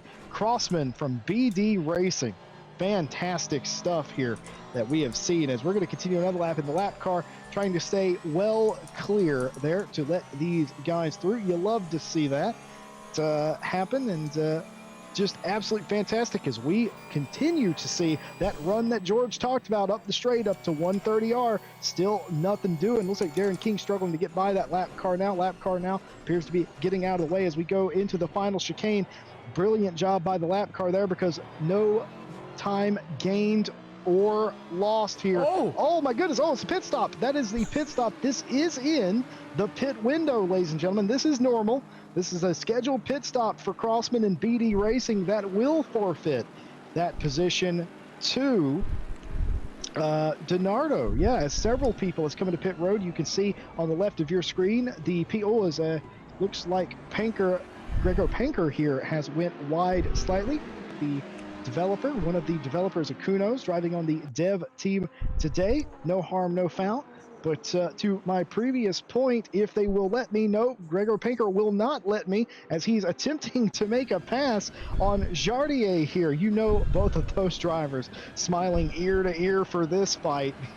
Anytime that a influencer, as they say, and a dev can fight out on the track, that's fantastic. I love that. But anyway, my previous point, if you direct your attention to the scoring pylon, the P on the pylon to the right of somebody's name and car number means they are in pit road currently, and that means this is regularly scheduled pit stops. All these cars have different fuel economy, I can assure you of that, but they all have to pit relatively at the same time. Somebody asked in chat earlier something that I would like to point out. They asked how many drivers are actually going to be in this race. Well, there were started out with 53 teams, and each team has a minimum of 2 drivers. Some teams have 4 or 5, as far as I'm aware. So you do the math. It's somewhere in there. They average about 3 drivers a team, 3 times 53, and there you go. I wasn't ever really good at math, and that's why I have somebody else do it for me, George, my fuel calculations. Yeah, I don't think handing over to me to help you with maths is going to be the right thing to do either. So if you want me to help you with car liveries and colors, that's my go-to. But when it comes to the fuel economy, I just know that things like the Aston Martin really do have light fuel loads. So I really do love those cars. And I love the fact that there is going to be some kind of element in, the pit strategy. And we saw it kind of taking place there when we saw Crossman going into the pits. He was being threatened by Donato lap after lap. I think it's quite a smart thing to jump into the pits and actually just go and, get that done if you are feeling pressure. As we look at Springer here, he's going to run a little bit wide. What a beautiful looking Aston Martin livery, that purple. He's going to get that Lexus on the inside. He's going to not get the run that he wants, but just look at this Aston Martin hold off. I mean, he didn't have the greatest of exits, but really does still hold off on that number 46. He's going to hold off at number 20. Well, he's going to hold off for 26th position there. But wow, just look at these Lexuses coming in. Oh, there's going to be was there contact there? No, that was... I don't think so. Rizzler Paper Thin, I think that was. What? That is, that there was no gap there. Somehow Springer survives the onslaught attack of the Lexuses and continues to drive around. Jesse, sorry, I combined Lexus with Jesse and we got Lessie. Nice. All right. Jesse, your new name, please. Yeah, wow. Yeah, I don't think they touched. They got really close. They were stacked really, as we would say in America, they stacked them really deep in that corner, but they didn't stack them up. And that's the main part. That was really good driving to get that close, and just brought to you by these excellent camera angles. Every time a car lunges at the camera, it frightens me a little bit. Can you imagine this in VR? This would be terrible. This would be the best horror film of the year. But this is fantastic racing, and just to the drivers' credit for all these teams. Look at them. I mean, they're going out of their way to try to avoid incident, as it appears as if that's not. I don't think that's Darren King there. I'm not sure what's going on with the scoring pylon, but I'm fairly certain that's not Darren King. That is King. I think it is King. Is that Darren King? Okay, that is Darren King. It's the 838. Indeed. Yes, you are correct. Darren King getting that pass done. He kept looking to the inside. Eventually, the move came off. Very clean pass. Got it done and finished it up in the hairpin. And 200R, easy peasy. We're done. Looking back, the back wing cam of Darren King at the moment. This is a joint effort, this team in RLM. This is Docking and ACR teaming up together. Two ACR drivers and Darren King, also known as Docking himself, on this team. I'd love to see that. They've got a bit of history here at RLM, and lovely to see them out here for this 12-hour race, lads. Hope you do well. That was excellent, an excellent pass, by the way. And that was nutty. He's just going to continue his march, Darren will. Darren's a really quick driver. He's found himself down the list, and I can almost guarantee he won't finish there. I mean, Jesse, can we just talk about it again? I'm just dumbfounded. Digners are like understeer city. You're throwing it through virtually where Suzuka decided we need to do a 90-degree turn here. So they put two corners in that kind of let you through. And King just censored inside. He saw that the Lexus had made a mistake, taken a bit too much curb and run wide. And again, King here going to be fighting out against the Lexus again. He's trying to get things done now through the S's. He's trying to tuck himself into a position where that Lexus can't try and get the drive out. And King just really pushing and trying to make these Lexus drivers make mistakes. We saw him get it done through Digna earlier. He's going to go through Dunlop now. Let's currently see if he can do what he did earlier. This is where I wanted to just talk about where he got the move done. Just look how nutty it is from this inside perspective. You throw the car in, it's understeer city. Look how you have to hold it. You have to then turn back in for the second Digna, and he was alongside getting the move done in that small amount of space, not even touching the car next to him. So Darren King driving like an absolute king as it turns out to be, and going through the hairpin now, trying to look and get some more done. These Lexus drivers are not safe. There's an Audi dialed in and looking for more. Yeah, George, I could go on for 12 hours about Darren King and the things that he's not only accomplished in RLM, he's thinking about it. That's the thing about Darren King. He'll make that cheeky peek. He'll make that look, and he won't sell himself too far out. he'll kind of put a bumper in there or see if that's a thing he could possibly do. There's a little bit of blocking perhaps, or maybe just a little bit of slipstreaming that looks like blocking from this camera angle. Darren King thinking about going up the outside. There is no way on my mother that he can make an outside pass in 130R, and thinks better of it, of course. But if there is one driver in the field that could do it, it'd probably be Darren King. But lovely guy. Does a lot of sim racing. I'm sure you guys are very familiar with dogging. He needs no introduction, an incredibly quick guy, and making moves here as he needs to do. Obviously, pit stops are continuing. I'm unsure if he has already made one, and maybe that's why he was that far back. But look at the snaking, look at the jostling for position down into the first curve. Darren King is gonna get the pass done here, I think.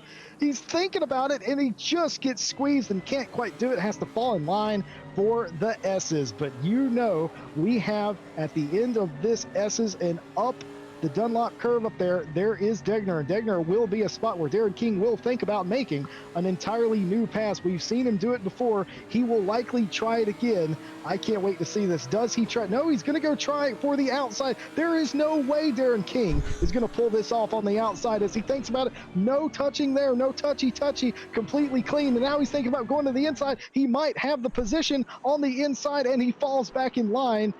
And here we go for the hairpin. This is incredible stuff. Darren King doing everything that he can to get by the 899 Porsche. Oh, no, excuse me, it's the number 46 Lexus. I was reading too far up the list. Almost touching, maybe touching. Incredible stuff going around the outside in 200R. Are you kidding me? Now he's going to have the correct position into Spoon. Can he parlay this into a pass? Yes, he can.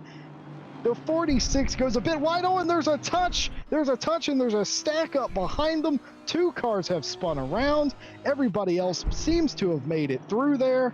That's unfortunate. I don't think the 46, George, saw the other Lexus in Spoon there. You know what? That's entirely on 46 there. He was getting pressured so hard by King. He got forced wide out into Spoon, and he just rejoined the track thinking that he was out there lapping by himself. Didn't even consider the other Lexus. Came back onto track and caused an unfortunate collision there, but just really shout out to King for that little bit of driving there. I mean, we saw him trying moves all around, coming through the outside of the exit to the S's, setting himself up through Dunlop. Just a beautiful bit of driving to get himself into the right position, and really, really nice to see. Into this stage of the race, we can jump around and find someone that is, still having a lap battle. So Dan Solsky here for Redline Motorsports, the number 999. He's got Steve Strello on his back end and giving him a little bit of pressure. This is the battle for P9. Both these cars in the top 10 at the moment, but of course, it doesn't matter if you're in the top 10. You're going to keep wanting to climb on up. And these two cars will be the shootout to fight that out. So the 999 Honda will hold off the number 22 Aston Martin there. Of course, Steve Strello's Aston Martin, quite easy to spot. I do like that little Lumo detailing that they've got there. Yeah, it's absolutely fantastic. Dan Suzuki, as he's known from his Twitch fame, racing with the Redline Motorsports Esports team today in the 999 Honda. As it, I think that's Steve Strello, isn't it? Who's made his way inside the top 10, as I assumed he would. Do you know, George, that Steve Strello has an identical twin brother named Ray? I had no idea, and now you've just told me. Are they identically fast and capable of driving in wet weather conditions and even more detailed dry conditions? Well, I'll tell you this much. Steve Strello, really fast RLM Tier 1 driver, as it looks like that Lexus there, it went a little wide. That was the 46 Lexus we saw get into a altercation earlier in the race, about a lap or so ago. No harm, no foul though, gathers it in.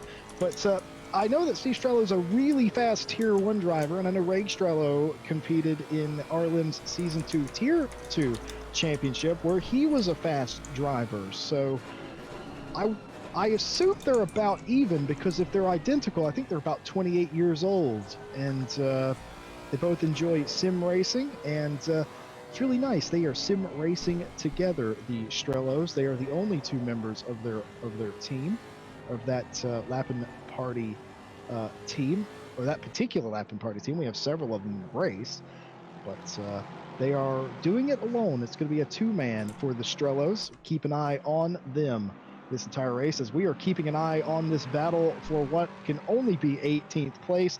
We just can't get a moment, can we, George? They're just fighting for every position on every corner.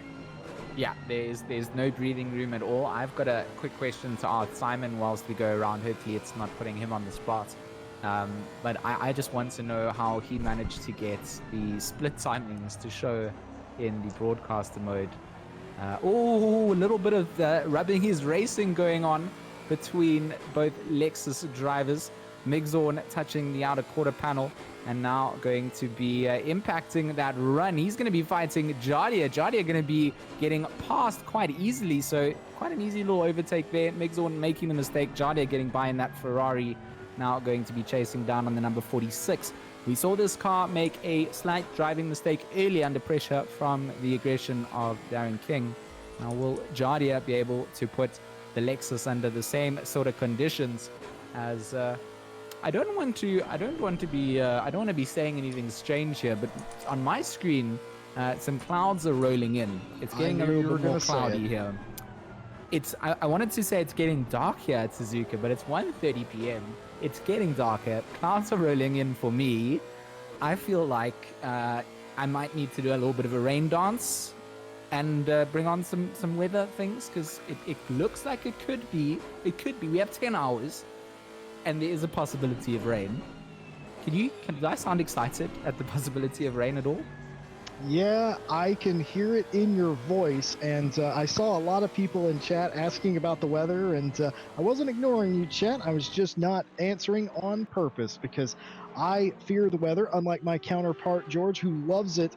I fear that it may be coming. We don't exactly know, but it is a bit dark and cloudy, isn't it, folks? It's currently cloudy. It's clouding over at the moment, and we don't really know too much other than that. The teams may know more than we do, but it certainly has gotten cloudy. And to answer the question of if it can rain in this race, the answer to that, George answered actually, and the answer to that is yes. Yes, it can. It can, in fact, get wet here, and it might do at some point in the 12 hour. We do not know. We're not privy to that information.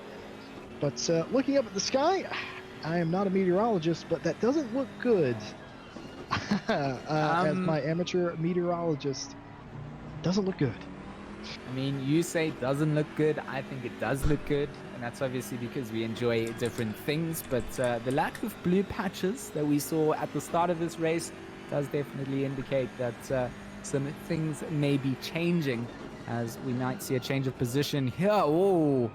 We see the Row Racing BMW number 778. Vasily, of course, running quite late on his braking point into Spoon there. Almost took out the back of that Ferrari, but luckily aborted on time. Steve Strelo, he is continuing to put pressure on drivers. He has got a car to lap in front of him, I believe, or is this Haber in front of him right now?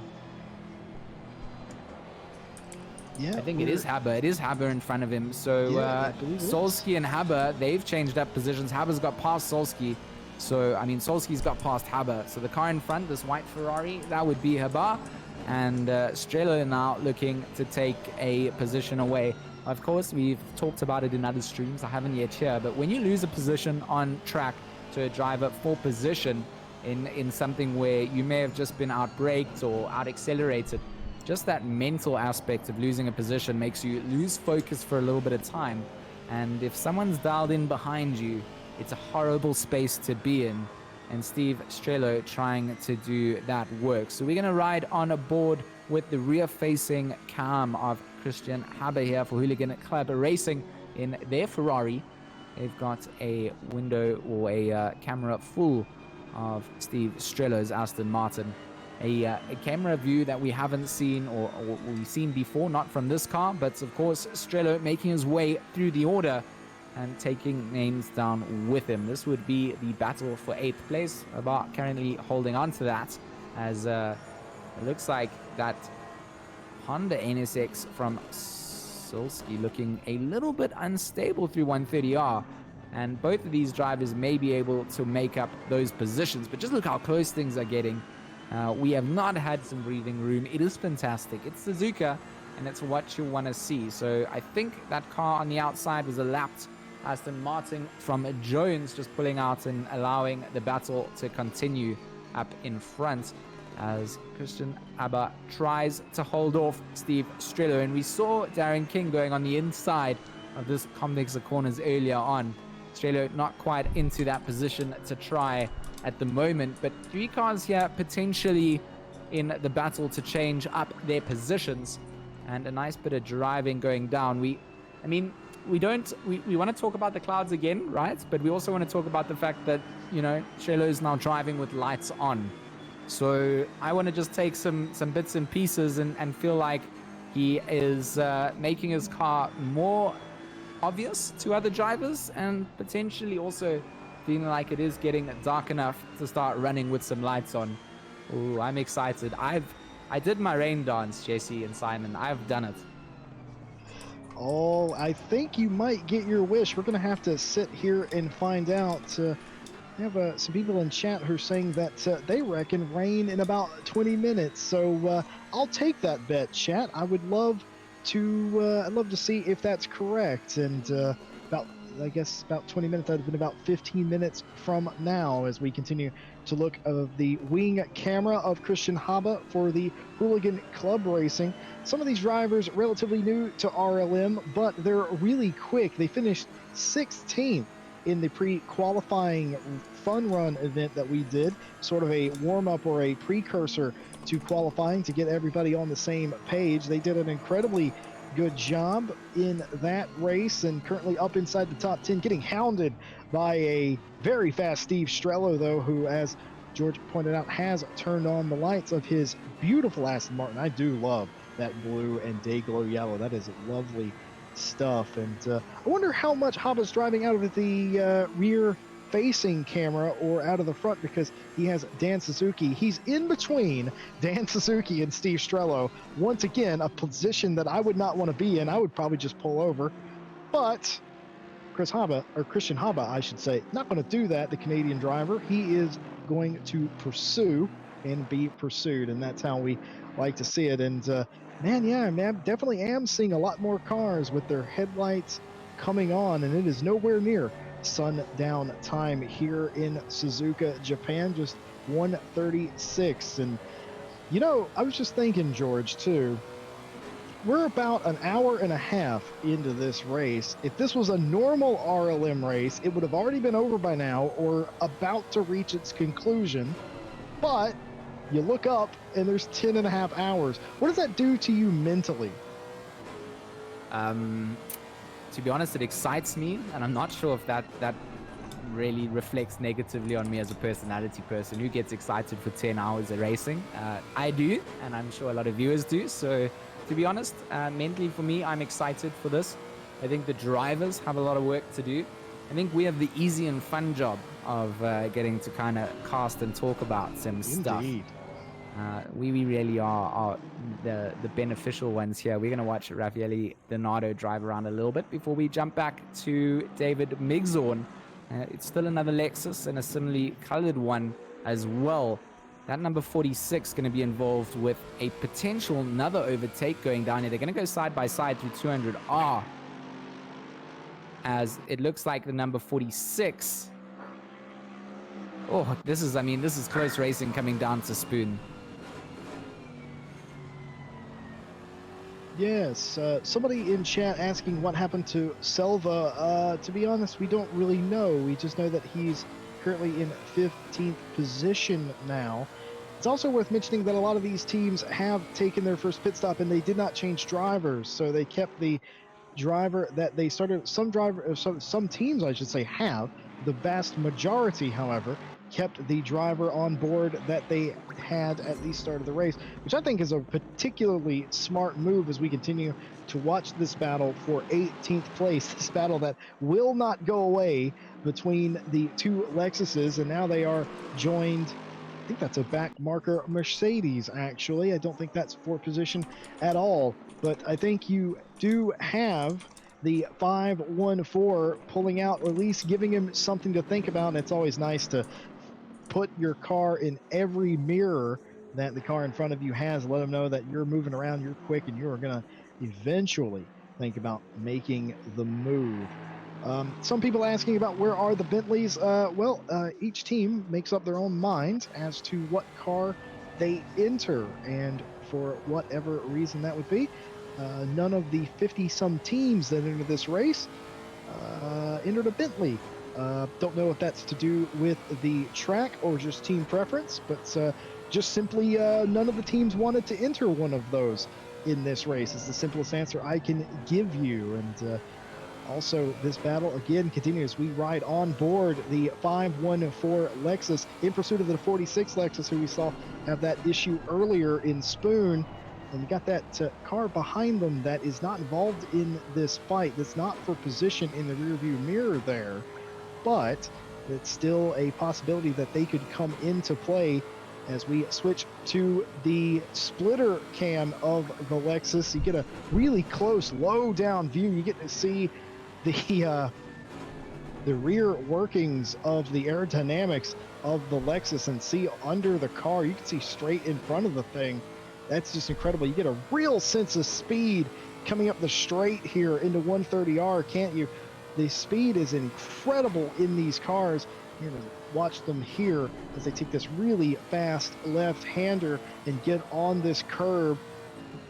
Pretty planted, I would say, these Lexuses. Not like some of the other cars we'll see throughout the broadcast that kind of jump around a bit more on the curbing. These cars incredibly well planted. You can see why these are a favorite, these Lexuses, of some of the esports teams out there. And oh Lord, we join Steve Strello in the middle of a fight. This is the fight that has continued. Strello up to 9th place. He really would like 8th place right here, George. Of course he would. Christian Haber is saying, absolutely no, you cannot have my 9th place. My satin white Ferrari will park itself on every inner apex, and you will have to find your way past on the outside, which we know at... unless your surname is King, of course, then you will be finding your way around the outside as much as you can. But for now, Strello seems to be struggling just a little bit. Probably the hardest struggle we've seen him have so far to get past the driver. Every time we jump back, it seems like Steve Strello seems to be in a new battle with a new driver for a better position. For now, this one with Christian Haber has just taken its stretch of time for the moment. And of course, just a great bit of racing coming out as we move over to talk about our race leaders who have now changed their drivers, if I'm not mistaken. Giorgio Simonelli for GTWR Esports is going to be piloting that Ferrari around. 45 laps they have done so far, as we see their Ferrari doing just what it needs to do. It's got a wholesome gap to the next car behind it at the moment. I believe that for now, Batty has moved his way up into 2nd position. Of course, it looks like he is not elected to continue driving at the moment. I'm not sure if he's gone into the pits, but I see that Saklari is there into 3rd place. That's a new driver changeover that's come out. Dan Suzuki is going to be entering into the arena as well. He's actually the one that now has Christian Haber right on his tail, and right behind them they've got Strello. So riding on board here as they come around the Dunlop curbs before going up to Degner. Again, there's traffic up ahead. This Aston Martin, the 194, is not here for position. Will peel out and make space for the leaders to drive on by. Beautiful bits of driving from all across the grid here. Yeah, just what you want to see. And coming down into the hairpin again, onto the brakes, and it's all about line through there. You'll spot immediately if someone's made a mistake. All 3 drivers there coming through so cleanly and doing things correctly ahead of Spoon. I'm just kind of amazed that the kind of pace that these drivers are delivering. The driver that we're currently looking at the moment, of course, would be Christian Haber. He did a 2:02.148 on his last lap. A 2:01.011 is his best lap so far. Obviously, that's race pace when all things considered. Considering he's being pressured by Steve Strello from behind, it's definitely not a bad racing time considering you are defending at the same time. It's not like a hot lap whilst you're just driving on around. So back down through the chicane, Strello still struggling to get that move done. We'll have to settle for 9th place. We're on board with the number 41. Currently holds down 8th overall. Really Gonna Club Racing. And beautiful bit of driving coming out from our Pro Tier division. Yeah, it's fantastic. What we saw there, George, and I like to point this out during our races because to me it's so important. It's like, it's not a big deal if there's a speed difference in my mind if you're racing in different classes, or if maybe you just don't have some of the pace of some of the aliens. I don't think that's a problem. What is a problem is whenever you do not react properly to faster cars. And one thing that RLM prides themselves on, and the drivers here seem to all understand, is if I'm in a different class or if I'm a bit of a slower driver, move over or make it a safe, allow the faster car to make a safe pass on you. And in your previous comments that you made there, we saw that several times, and I love seeing that, and I will always point that out, and I will always give kudos to those drivers because they are, in my mind, just as important as running first in a race like this, because without them doing the proper things, then you can't have a good race. And we have a bottleneck here in the hairpin. Just so many drivers. Steve Strello in a precarious position here as he's having to get by some of the, I believe, lap traffic, I think. Can I stop you quickly, please? Yes, please. Please, can we talk about Kevin Saklari, who's just jumped himself into Please second? do. I've just been watching this man putting up insane lap times. He's just, his best lap time is a 2-minute 0.3. He's just taken second place off of Batty. So Maxime Batty losing out to Kevin Saklari, who of course coming in and having some absolute mad pace up at the front and hoping to close down that gap, I guess, to that number 1 car, the 715 Ferrari, really wanting to put in some time. So getting past Batty, a big step for Kevin Saklari here in beginning that reeling in of the leaders. Of course, we do have 10 hours and 23 minutes of racing remaining, but you don't want to let people run away. And if you can keep the pace and you can keep each other honest on the same laps, that's really where you want to be. So I'm keen to see if Kevin Saklari can close down the gap to Giorgione Simonelli, and we can see if we can get a little bit of a closer battle between the top two within the next, 20 or 30 minutes or so. Will be interesting to follow along on that battle. We're going to jump back down to what we were watching earlier. Steve Strello still going to be battling on the back of that Ferrari from Habar.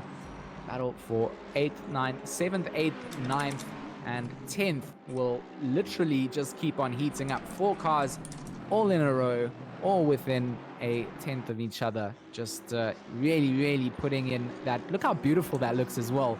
Just a variety of cars, the beautiful liveries, the graphics of Assetto Corsa Competition really, to me, makes things just exciting to be here.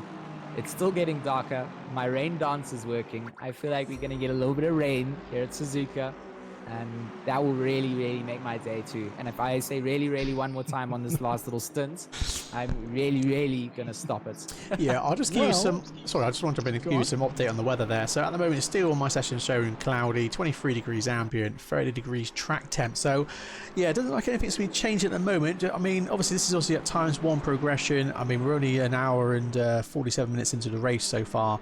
Well, an hour and 39 actually, if you look at the countdown timer, sorry. So yeah, so we've got obviously another 10 hours, 20 minutes off this race. So the weather is obviously set to dynamic. So I imagine if it carries on with the clouds growing as they are, we should be getting some rain in the next sort of hour. So yeah, should be interesting to see what happens there, and if it rains enough for people to then get their free tyres and get their wet tyres on. Otherwise, yeah, they are going to be very limited with their 9 sets of tyres for this 12-hour race. So there is going to be a couple of tyres or double stints. Sorry, yes, go ahead, George. Simon, sorry, did you just see what's just gone on there? Dan Suzuki just lost out so heavily to so many drivers, ran very wide out of 130R, and it allowed Strello and Habar to get on past him as well. Donato also got through, so Suzuki dropping down to 10th position there. I'm not quite sure what the reason was, but as you started talking about the weather, that just went down, and it just changed up our top 10 order quite unconvincingly. So I don't think there was a big mistake made. I tried to go back on my replay on my end. I couldn't quite catch the end of it, but yeah, I think the pressure of all these drivers in this train just really continuing to lap around. Yeah, I can't imagine what it would be like to try and keep this kind of pressure on one another and keep this kind of race pace up. It's insane. This is it. I mean, like I said, we've obviously got the tyres. Excuse me. You've got 9 sets of tyres, like I said. If it doesn't rain, then those 9 sets become very... you've really got to look out for these tyres, because like I said, you're going to be having to do double stints or at least 2 sets to complete the 12-hour race. So every time they go over the curb, every time they slide, you know, it's extra wear off of those tyres. So, and they've got to obviously understand that if they get punctures, you know, that's a set of tyres gone. So yeah, it's definitely going to be very challenging come the end, and so we're really going to see a real mix-up, they said, in the next sort of 10 hours when it comes to the very last sets of tyres, on who's going to be double stinting when as well. Me personally, I probably want to get the double stints out of the way early and then push harder later on. That's the way I would obviously plan it, but other people might be just pushing hard now, and then later on they may just end up suffering and really holding back to try and just to get over that finish line. Strello gets the move done finally on Habar through 130R. That was a very brave place to try and get the move done, but does do it, and it looks like Donato, he wants to try and also capitalize on this now. Going down through the first curve, he's going to be on the outside of that Ferrari from Christian Haber. We're currently watching this battle going down as we follow along on Strello, but in behind him, it's that battle between that Ferrari and the Lexus continuing as the order changes up in the top 10 again. This is what you want to see in a 12-hour endurance. You want to see drivers still fighting it out on track hour after hour. And with 50 cars on the grid, or 49 cars on the grid, you're almost guaranteed to get a little bit of action all around. Not always for position, and that's, I guess, a little bit of a benefit that we're getting to see here. Jesse, what do you think? Donato getting past Habar in the next sort of 3 or 4 laps, yes or no? Or will the Ferrari be able to defend? I'm going to put you on the spot, because I feel like this Lexus does have the legs to do it. And I feel like Christian Haber had to defend so hard against Steve Strello that he might be at that point of, making mistakes and letting Donato get through. Yeah, so the thing about Donato for me is that he's already proven himself to me in this race to be incredibly level-headed, so he's not going to go and make a silly move or do anything perhaps that would jeopardize his race. And why would he? He's already inside the top 10. He saw what happens. I mean, he saw what happened to the 999 Honda when Dan Suzuki maybe just went just a tad bit wide. It wasn't a big moment. But in these races, in the pro class especially, it doesn't have to be a big moment. A tiny moment loses you 3-some spots, as you saw with the 999 Honda, and Donato knows that. He's not put a foot wrong yet as far as I'm aware. But to answer your question, yeah, absolutely. In a couple laps, he'll get by him. Yeah, I think that's kind of brewing up and setting itself up to take place in the next couple of laps. You didn't expect me to actually answer that like that, did you? I don't think that anybody expected me to just change my tune. But no, yeah. So the mystery of Selva, how he got back into P15, certainly was a lot further up the grid in the 666 car. So that's interesting how he fell back. We're trying to piece together that mystery as we go back on board with Donato, who is continuing to stop Hava as we go through the Degners and then go up to the hairpin. These two chained at the hip, as we would say in America, and we'll see. Of course, Donardo not known to make crazy moves. I don't think he would do, but I agree with George. He seems to have the pull in some of these corners. It's all about setting it up properly, though, I would have to assume, and continue to whip around the grid. Oh, look here. That was a... it's down for... Yes, that is Ripper. That is for 33rd position. Excuse me, it's actually 32nd position, if I'm not much mistaken. Actually, yes, pretty sure that is. So, what do we have? Oh, yes, that's a 66 Mercedes in the silver class, or our Pro-Am class. And do you know what I've just noticed that I did not notice earlier is that we have a mix of AM cars above some of the Pro-Am and etc. So that's very interesting. I actually wanted to talk on that. It's interesting that our Pro-Am division is kind of a mixture of pros and am drivers, because that's kind of what that Pro-Am division would be, as we get a little replay of that side-by-side action. I believe the Aston Martin made it out of it unscathed, a little bit sideways and upset, for sure, upsetty spaghetti. You see the flashing lights in the background as the Aston feels that the Lexus abused his way on through there.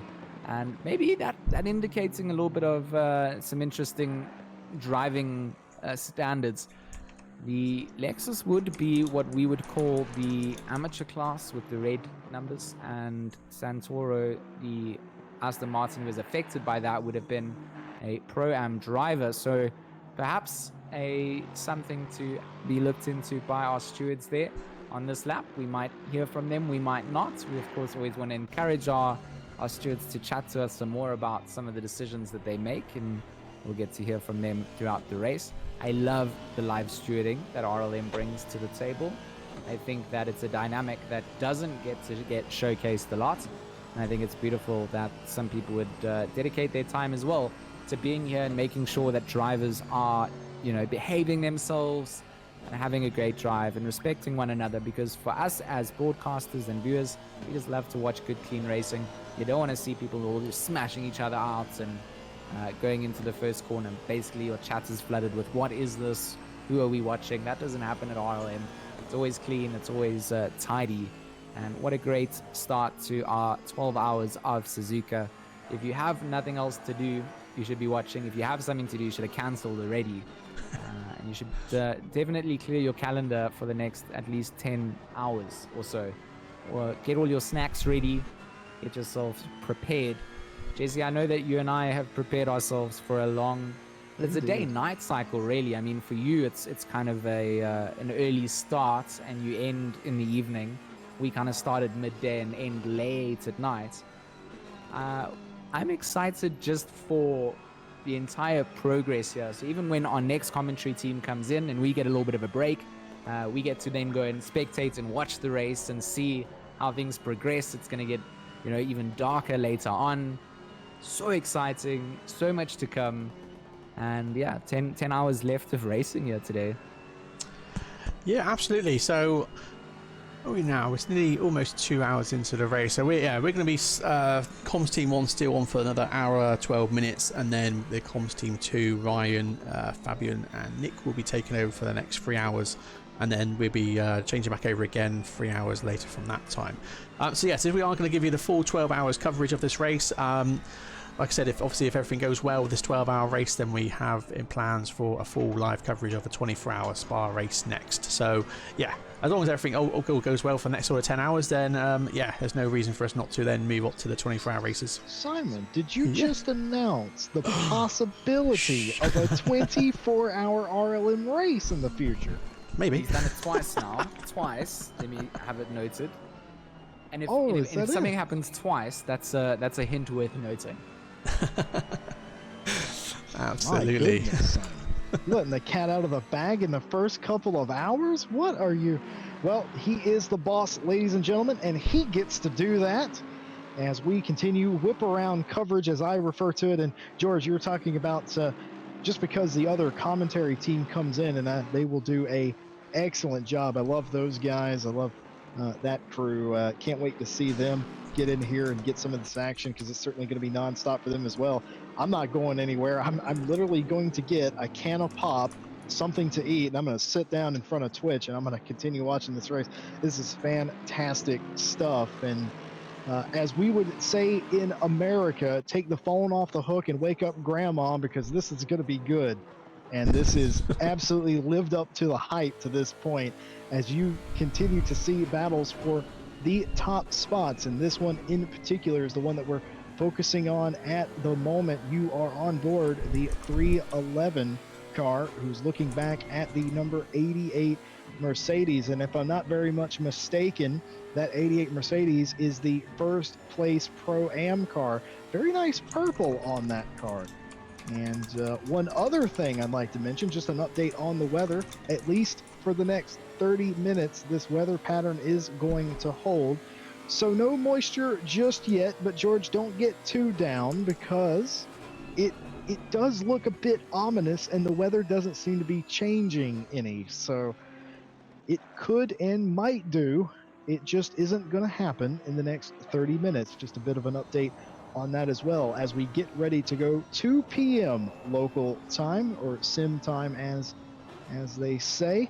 A little over 10 hours of the race to go, and it has been an incredible first 2 hours of this race. We've seen all sorts of battles from all sorts of drivers, mixing up classes and teams. It's been fantastic so far, as we are on board with the 894, who we haven't really talked about the 894 Audi too much, really. They've sort of just minded their own business to this point, and they've worked their way into the third spot in Pro-Am, as they are in pursuit of a pro car. But again, even though they're not fighting for it for class, it's still a position at the end of the day. A lot of these teams did tell me, well, I don't care. I want to get as many positions in the overall as I can. A lot of drivers, including some Pro-Am teams, told me, I would like to win Pro-Am, but even more than that, I'd like to finish in the top 10 overall. So something to keep an eye on as we go back with Steve Strello, who is continuing his, well, it's a crusade at this point. He's continuing his crusade to the front of this field. He was gifted some positions. He fought hard for some positions, and now he's all over the 144 Mercedes for 6th place as they go through the S's, and now up to it's a Dunlop curve here, as far as I recall, into Degner. Yeah, that's correct. And Strello just doing a great job at continuing to hound at the back end of every car that he sort of comes across. It's all about putting other drivers under pressure and trying to force the mistake out of them. At this sort of level where you're up here, it comes down to the small little tenths that you can find, tenths, hundreds, thousands even, to make or break positions. And if you can put a car under pressure and you can get them to outbrake themselves or just not, enter the corner correctly, it's almost a freebie for you on the exit. So coming to Spoon here, Steve Strello continues to put on that pressure, and look at the exit that he's going to get out of here. He's going to tuck into the slipstream. He's going to go for that beginning move. We're going to see that the Mercedes initially try and defend the inside line, realized that Strello wasn't quite where he wanted to be, and Kurbanov allowing himself to get back across for 130R. Didn't compromise his exit onto the brakes for the chicane as they ride on round through the final curve before they get back down to that start-finish straight. Steve Strello, just remember, does have that slipstream advantage. Both of these cars have been BOP'd for this race. So right now it comes down to line, slipstream, and really bravery as you come down into this first 1-2 curvy section, because you can brake quite late, you can carry a lot of speed, you can do a lot of trail braking, you can run quite wide on the exit, as Steve Strello demonstrates. Then the curves, again, you're just trying to limit how much you use that brake pedal, and you see that Mercedes in front using the brake to try and settle the car initially, hasn't touched the brake again. Steve Strello doing the same as they hold on to one another. I think Steve Strello just looking for that placement opportunity. Does feel like he gets the run out. Look how close these two cars are running together. And I just love seeing that. When it comes to proximity in sims, two cars lapping together, pushing things to the limit is one of the most spectacular things you get to witness. And it's really just a showcase of great driver skill as well to continue to do that. So right now, Strello looking to see where he can find that move. Gurbanov, if he keeps on putting a tire off and compromises his exits, needs to be careful. Strello will pounce and he will get the move done where he needs to. I feel like down this exit to Spoon, Strello previously had a great exit. Let's see how he gets out here onto the West Straights. I think that Steve Strello is a little bit off the mark of where he was the last time on the previous lap, as we saw Kurbanov having to defend quite early onto his inside line here. Doesn't need to. Steve Strello hasn't got the exit that he wanted. And unfortunately there for the Aston Martin driver, the number 22, gonna have to continue to hunt through and try and find the place to get that move done. But moves getting done. Critchley in 10th. Going to go side by side with Dan Suzuki through the chicane section. What a place to go and get stuff done. Critchley, You can't do that. What? He's just bullied Dan Suzuki out of the position. That Honda feels like it's been robbed by the Dayglow Porsche. What a move coming out there. I can't do that. How can he do that? That's incredible. What a move to make on somebody and to have it stick and there not be any other dramas other than losing a position. I mean, I know Dan Suzuki will not be happy to have lost that spot. He feels robbed, Jesse. He will feel no, he must do. Robbed. No, that was daylight robbery at Suzuka and by a Dayglow Porsche. That is incredible stuff. I mean, you know, a bit of a wry smile, though. Honestly, if you're Critchley, though, you have to say, not only did you overtake a major influencer in sim racing, but you did it in an amazing way, and we caught it on camera. That's great. And by the way, the Empire Strikes Back saga continues. Steve Strello still fighting for the top 6 positions here all over the back. And one thing I wanted to mention about Strello, and something a lot of these pro drivers do, it's something I've certainly seen from a lot of these guys, is they like to position their car to be out from behind the car in front of them, just in case they get an opportunity to make a pass. And I think that's really cool. That's like an acquired skill, is knowing, having the smarts to put your car in a position that if they make a micro mistake or maybe they go a bit wide, that you're in a position not to be stuck behind them. But also, George was talking to you before, he also didn't want to make a rash move here at 130R, and he fell back in line a few laps ago, and I think that's a very Strello move. But, I thought for a second there he might try down the inside. Strello, calm, cool. Here's the thing about Steve. He must have ice water running through his veins. It looks effortless on his part. Yeah, he just looks like he is cool, calm, collected, comfortable, waiting for that opportunity to get himself past, and that's what you want to see as a driver. I think, you know, it's that head on shoulders driving that we talked about earlier. If you want to, you know, finish the race, you need to have that kind of driving ability to just tuck in, fit in, and stay safe, as we watched Johnson trying to have a little look-see on that Ferrari, the number 9 in front of him, coming through the hairpin. It looked like the Ferrari making all kinds of braking mistakes coming in, and Johnson trying to see if he could capitalize on that, but not to be done just yet. Continue to jump around the order. Dimov here, Galen Dimov for Blue Flag Racing. He's taken over in that Porsche. Of course, trying to make up positions here. That is that Ferrari. Michael Brunhauser?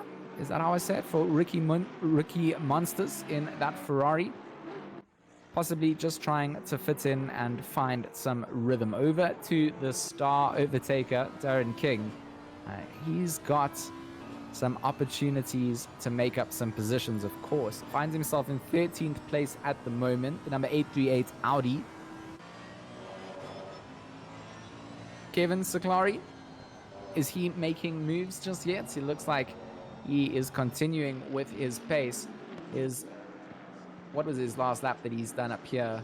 Yeah, Done a it's, 1.9. Still hasn't improved his 2 minutes point 3. Our leader hasn't improved his 2 minute point 3 either. So it looks like Giorgio Simonelli did a 2 minute point 3 or 2 minute 3.8 on his previous lap. So I'm not quite sure if he had some big mistakes being made, but that's all what we want to see up at the front of the order to change some stuff a little bit later. We're going to switch back to Raffaele Donato, the man who's probably had the most screen time so far. He's on the back of Dan Suzuki in that NSX and trying to Dan Suzuki's NSX needs to be a little bit wider, needs to hold off some of these drivers who are attacking at this stage of the race. Gerbenov, he's trying to defend against Steve Strello still, and wow, Strello seems to be getting himself closer and closer and closer to the back of that Mercedes in front of him. Oh my word, we have a bunch of cars under a blanket here trying to go through the final chicane, and they all seem to make the way. These are all for position, and of course, on cue, the 46 Lexus dives down pit road, said that he had had enough of that and doesn't want to be a part of this, and that kind of blows this sort of battle all to pieces then, doesn't it? Because nothing doing there. But that might have been a smart move by the 46 Lexus to get out of Dodge in that case, as we are on the front splitter cam of Darren King as he's trying to overtake the 311 Lexus in front of him. Of course, Dogging ACR teaming up, as we mentioned earlier, for this race again, and they're making great progress, I would say, from maybe some earlier unfortunate events. I like that car, actually, the sort of dark red with the day glow yellow. I wonder how much time they spent working on that car, because it certainly looks very nice. As we look around for some battles, there are certainly a lot to be had, just like this one, the number 71 Audi driven by Johnson here, who is all over the back end of Abro. I'm going to struggle to say this now too, George. I'll just say it's the number 9 Ferrari. No, you can't do that. You can't just leave me to be the one attempting thing. No. I will say Abranhauser? Abranhauser. I'm sorry. I would like to apologize to the international audience. I am yet a humble Yankee Doodle, and sometimes other languages befuddle me, and I apologize for that. And as I always say during these broadcasts, if I do pronounce your name wrong, first of all, I am terribly sorry, but feel free to correct me. I welcome it, and doesn't take away from these two guys who are fighting as they go into Spoon here. He takes a look at the inside, not quite there, was he, as they continue, but now he's a bit closer. Maybe 130R is a option. We will certainly see. I don't know. Still seems a bit behind.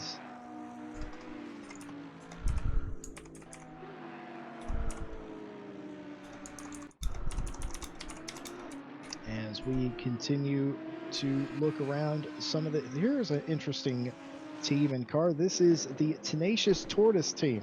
They are 43rd position, but part of the reason for doing an event like this, I would have to reckon, is the taking part, not necessarily where you are. It's still, of course, this is a AM team, all to play for, as you see.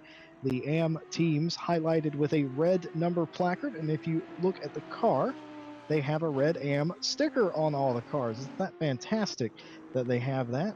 And here you go. Here's some of the top AM runners. I believe these are the top AM runners. The number 17 and the number 9 car, first and second respectively. And so much time, anything is possible, anything can happen. But yes, the Tenacious Tortoise team, there's a lot of really awesome names, and I had a lot of time with these teams this week to talk about their team names, and some of them had some incredibly humorous explanations for their team names. And I was like, hey man, you don't have to explain it to me.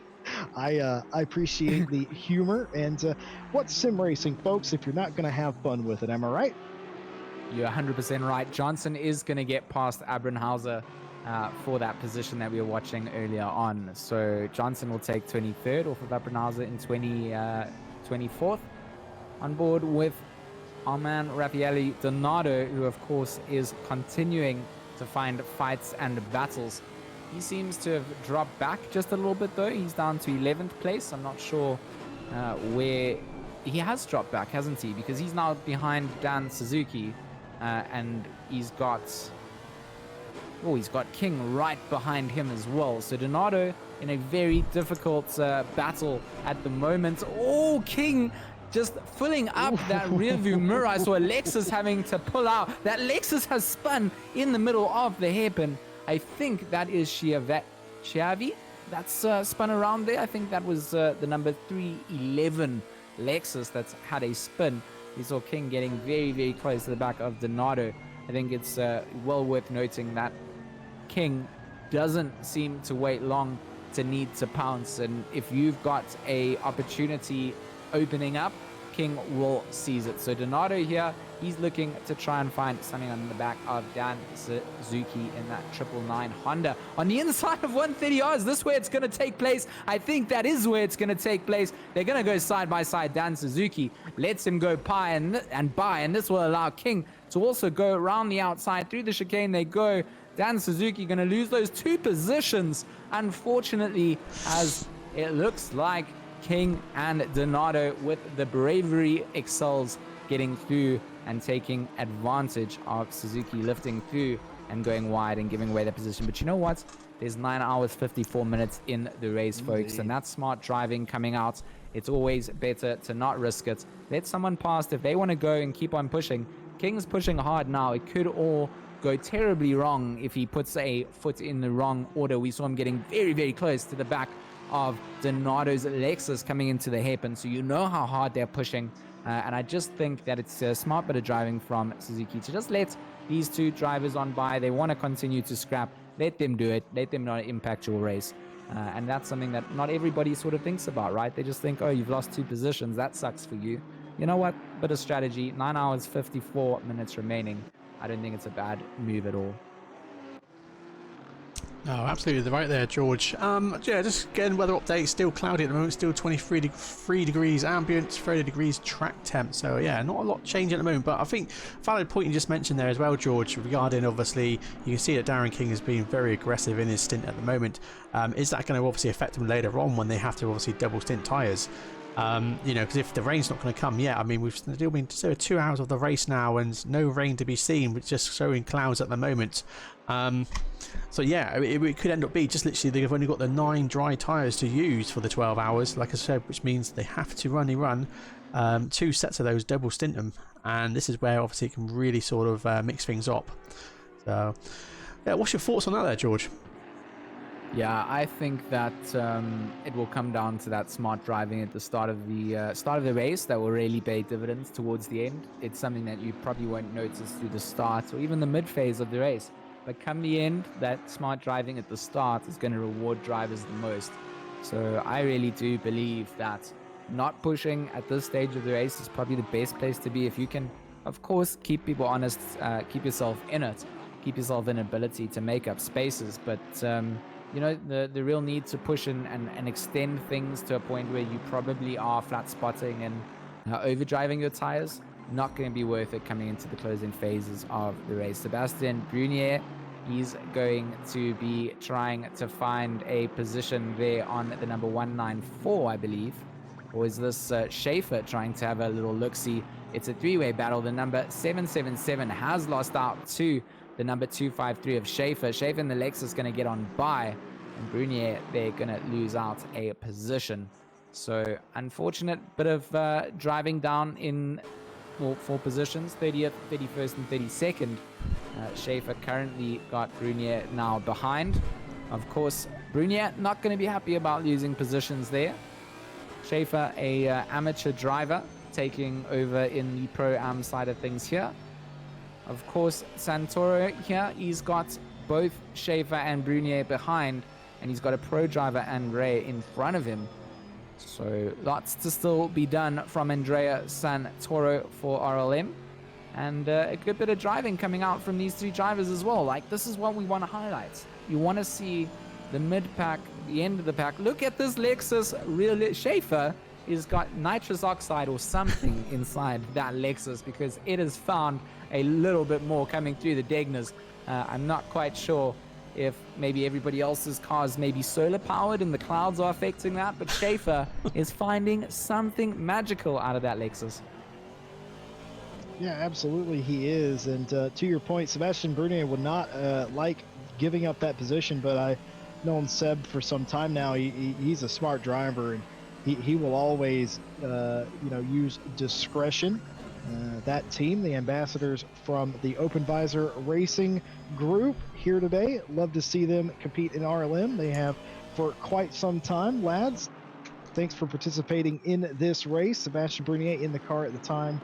Right now in that Aston Martin in the back. The Aston Martin in the front is Santoro, who we've seen compete at the front of some mini fields in recent memory. Of course, in the Pro-Am category today, reckon he might be the pro for that team as well. As we go back to 36, this battle here between Klaus and several other drivers. It always seems like they're in groups of three, doesn't it? It seems like you'll have a breakaway, and then you'll have three drivers who are stuck to each other, and then something happens, and then they find a new group of three. I don't know. Well, the world seems to work on the laws of three, so why not?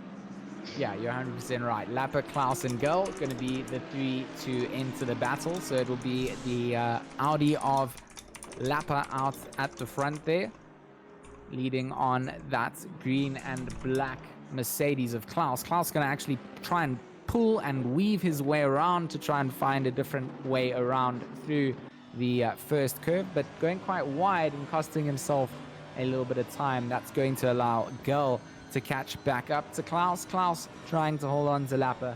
Like you mentioned, Jesse, little bunches of three drivers here who all seem to be lapping at about the same sort of pace. Of course, that time just continues to tick down. The drivers here continue to lap around. I think finding yourself in a bit of slipstream space is always where you want to be as well. And just always nice to see that even down the order in 36th place, you've still got drivers pushing each other and trying to have a little bit of fun out here today. Just in front of them, you see Migzorn and Benisley overtake one another. I think that was I think just for a lapped car. I'm not quite sure. It didn't look like there was too much of a battle that went down. Looking at Igor Zanella. Zanella holding down 24th position at the moment in that 196 Mercedes. Is that Moya just in front of him? It was. Going back to Schaefer, our amateur, finding himself in the midst of a couple of Pro-Am drivers here. This is, of course, the battle, the third place driver in the Am division. Richard Schaefer driving along in the Lexus, trying to find a place to overtake Santoro in the Aston Martin, the 194. Just look at the speed of this Lexus on the straight. Gonna pull side by side now as they go around the first curve. He's got the move done. He's got around the outside before even needing to go around the outside.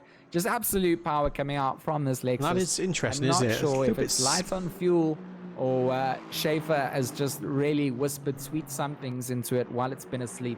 But that Lexus has been woken up with a lot of power here for the race in Japan. Well, you know what they say, George, cars have feelings just like human beings, and if you talk nice to them, they will perform. And back to the Lexus and the power that it has, it's actually kind of refreshing to see that, because all week long I kept hearing from teams that they reckon that this place isn't the easiest to make passes on. And meanwhile, Steve Strello and Darren King says, hold my beer. But other than them, a lot of people talking about how they thought the Mercedes was going to be the only car that could make passes here today, or they thought that was the only one that could have power on the straights. But certainly we've seen several manufacturers have the power on the straights here today. That's just refreshing to see and hear. Quickly, before we have a penalty update, I have some housekeeping to do. Some people made mention earlier of where the ninth place car at the time had went. They were, of course, referring to the Kevin Critchley driven number 3, and I believe that's from BD Racing. That car is out of the race at this time. They are not showing up on the timing board. So for anyone wondering what happened to what was then ninth place, that is what happened. And for anybody who is wondering about penalties, where certain cars went, why they're down the order, that's why we have Jake Boswell. Jake? Yes, hi guys. Been quite busy over in the steward box. We've had plenty to catch up on, but I think we're all up to date as far as goes. So I've got a good list full of names here, unfortunately, or driver numbers. A few just normal takeouts along the way for car 72 and 999, just sort of normal racing contacts, but they did take the driver out, so they received drive-throughs. We had a couple of more damaging ones. One for car number 253, which he did a bit of a dive bomb pass. It was a bit over aggressive and unfortunately taking the driver out. One for car number 666, unfortunately contacting car number 46 and also spinning across the track to take out 556 as well. So that was another rather unfortunate one, taking out a couple of drivers in that instance. Now we've also had 2 reports of backmarkers racing leading cars. In one instance they didn't actually take the car out, but a lot of door-to-door racing with them as they thought they were racing for position, and cost one of the drivers a lot of time, and he received a drive-through for that. And the worst one was for driver car number 300, racing 2 of the leaders that came past and actually taking both of them out. So it's a big shame there, and people really not paying attention to blue flags as they should do. But as far as what I've got for you, that should keep us up to date and keep you guys informed on what's been going on behind the scenes. We've been very, very busy and hit a little bit of a lull now, so hopefully you won't see too many more incidents from now on. Excellent. Well, thanks for the update there, Jake. So that was our live streaming team there to report, obviously, what's been going on in the background with some of the DTs that have been given out to some of the drivers on their driving behaviours and stuff. So, like I said, we are very harsh here at Red Line Motorsport. At the end of the day, we do obviously promote clean racing. So if you do end up doing some silly moves, you will get punished hard, and obviously a drive-through can cost you probably about a minute of your time. So yeah, it can really change obviously the overall standings. But anyway, still got 9 hours 43 minutes to go. I mean, where's the time gone to already, George? Jesse, what do you think of that? It's just 2 hours 15 minutes have just flown by.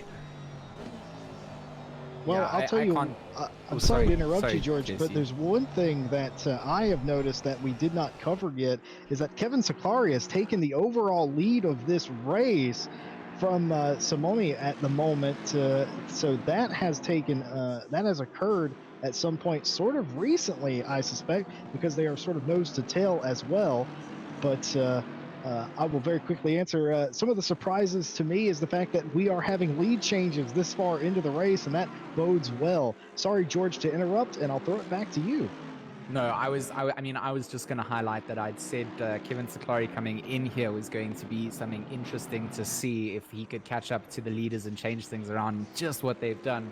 It's always nice to see drivers coming in and challenging and changing up the order. And what a great sort of spectacle of racing we've had so far. I can't wait to see what transgraces through the duration of the race. There's so many more curveballs that could get chucked in here. Unfortunately, some teams might, have those incidents which send them into the pits. But that's racing, and that's what we really all love, and that's why we come out here. So seeing Saklari leading the race now for his team there is that's just what you want to see. You want to see the guys challenging and then pushing each other to the next levels. Yeah, 100%. Just set up the other camera there, so we just got a nice little overhead from the overhead gantry there at the start-finish line there. So you see some of the cars coming through the main pit straight there. Yeah, I mean, yeah. Go ahead, Sir George. Yeah, I was gonna say it's always refreshing having Simon doing his beautiful camera work. I do appreciate being able to see the split cams, the one of that overhead cam, of course. So good work, Simon. Just a shout out. Not enough people put appreciation into the camera work and the kind of thing that goes into a racing broadcast. And just want to highlight, how good you are at doing that as we watch Nicholas Rage, the number 69, bright purple beast. What a fitting number for such a shockingly beautiful livery. Absolutely. Well, thanks for that, George. Really appreciate you obviously saying that about obviously the work we do here. I mean, like I said, it's a massive team effort in the day what we do to obviously put on these events. A lot of people are involved to create what we do. It's not a case of just a couple of people just putting an event together like this. So yeah, it definitely just takes up a lot of manpower, especially regarding the obviously on-screen graphics and all that sort of stuff. It's all very time-consuming. So yeah, obviously we do our best to make ourselves look as professional as we can, and obviously stand out and give you guys some awesome racing for many years to come. But yeah, anyway, let's look a bit further down the field. We'll just jump back onto our race leader at the moment, because it looks like currently 715 is currently starting to close back up on Kevin Saklara at the moment. Only sort of 0.6 between them at the moment, so we'll see if anything's going to materialise from this. But again, it's still very, very early on into the race.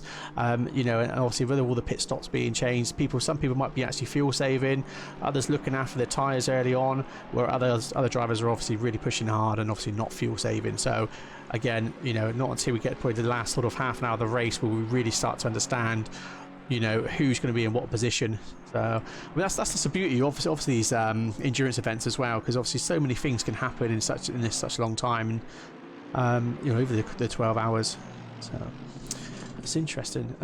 Jesse, are you back there at the moment, or are you busy? No. Oh, okay. What can I help you with, Mr. Simon? No. I was just seeing if you was there or not. I was just cause I thought you said you were doing some sort of house something or other you said earlier on. No, he was, when he said housekeeping, he meant the stream housekeeping. He hasn't been plagued with having to do the dishes. Yeah, I did that this morning when I woke up, Simon. I was talking about the race. I was doing housekeeping, i.e. cleaning up some retirements and some people that have vanished from our leaderboard. Oh, there we go. This is honestly one of the beauties of having some different nationalities and things in the comms booth. We get to get some of the Americanisms, some of the British side, and then we've got me, the South African, that's learning the Europeans' names. Oh, George, I'm right there with you, man. Again, my apologies to anybody of any descent other than North American. I will butcher your name by complete accident. I mean no harm, but it's done with love, right? Exactly. It's excitement, and it's great racing. And here we go back to that number 69, Nicholas Rage. He's going to go side by side with Abram Hauser in that Ferrari, the yellow and green, as it looks like Rage is going to actually get ahead of that Ferrari, the number 9. So Nicholas Rage for LP69 Performance, which again, JC had to say this during qualifying, and I need to say it during the race. That is the team name. It is not a mispronunciation. LP69 Performance, number 1, the number 69 from Nicholas Rage. If you don't recognize that car the next time you see it, I feel like there's no car out on the grid that will really grab your attention, because that is definitely number 69, purple, bright Lumo with a dash of pink on the side, and of course named Performance. What more could you ask for, Jesse? Well, I would throw a little chrome on there personally, but it does. Wait, does it actually have chrome on it? I'm unsure because of the cloudy nature. Could you be more American, Jesse, by asking to throw chrome? What do you mean by that, George? Everything in American cars is chrome. Everything. I've seen the Ford F-150s and the what you would call trucks. It's chromed out nation, so I'm not surprised you wanted some chrome. Well, I'm not surprised. I either chrome is shiny, and I'm attracted to shiny. Shiny is beautiful, and but no, I love that car. That purple, and something I've noticed a lot of these teams have went with. They went with a bit of day glow pinstriping or accent to a sort of normal color or a fairly standard color. And I quite like that. I quite like that they've done that, and it seems to work. And I don't think we saw that in the previous races. I think a lot of these teams showed up in that configuration of their own free will, or maybe they just decided they were going for something different. And then we have cars like the one we're looking at right now, the 196, that is a lot more conventional. Still looks just as good in my mind. A little bit of blue flashes on that car. That's Racing Line Motorsports in the 196.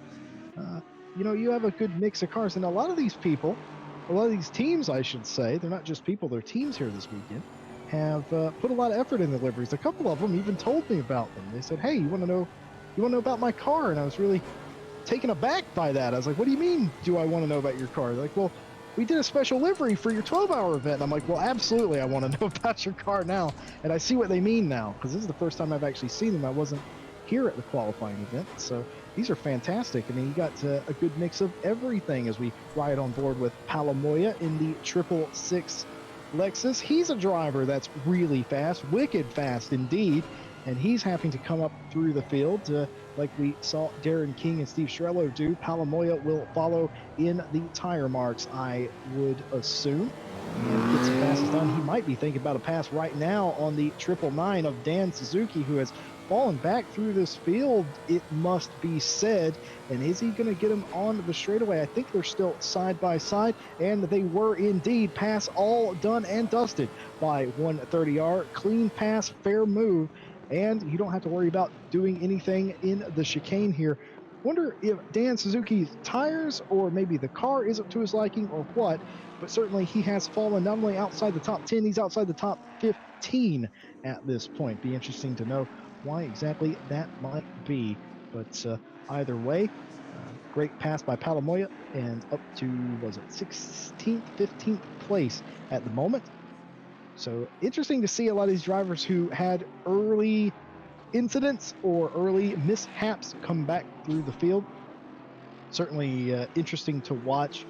A lot of these faster guys have to scramble a bit. But if you are going to be a driver that has to scramble, you might as well be one of the fastest drivers in ACC. And a lot of these guys that we're talking about are, speaking of really fast, the 144 Mercedes of Petrov for the Russian Bears racing team. We talked about them earlier, this all-Russian team. And now we go to the 311 Lexus as well, as they're under fire here. A little bit wide, no harm, no foul there. And they will come up through to the hairpin. This is fantastic stuff here. This is all for position. This is Dan Suzuki again looking back at Haynes. Now we look ahead to the 311 Lexus, and now we look back again to Haynes. I say that isn't Haynes, actually. I think that's a lap car, as a matter of fact. I think that is what that is. Haynes is some 13 seconds behind Dan Suzuki, as it turns out. So that is a lap car that we are looking at currently, who is thinking about making a move on Dan Suzuki, and I reckon if he has the pace, that is okay to do. I don't think that is a problem. But certainly just holding on there. Certainly if you are a lap car passing a car that's on a different lap than you would want to do it as cleanly and smoothly as possible.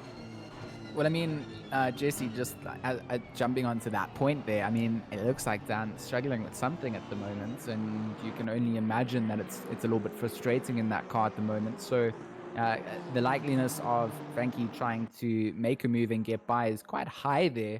I feel like if you are going to be holed up, like you said, challenging to get yourself into a better position if someone is struggling, even if they're ahead of you, as long as you do it safely, don't impact their race, and get on by and get on with whatever you want to do after that, you know.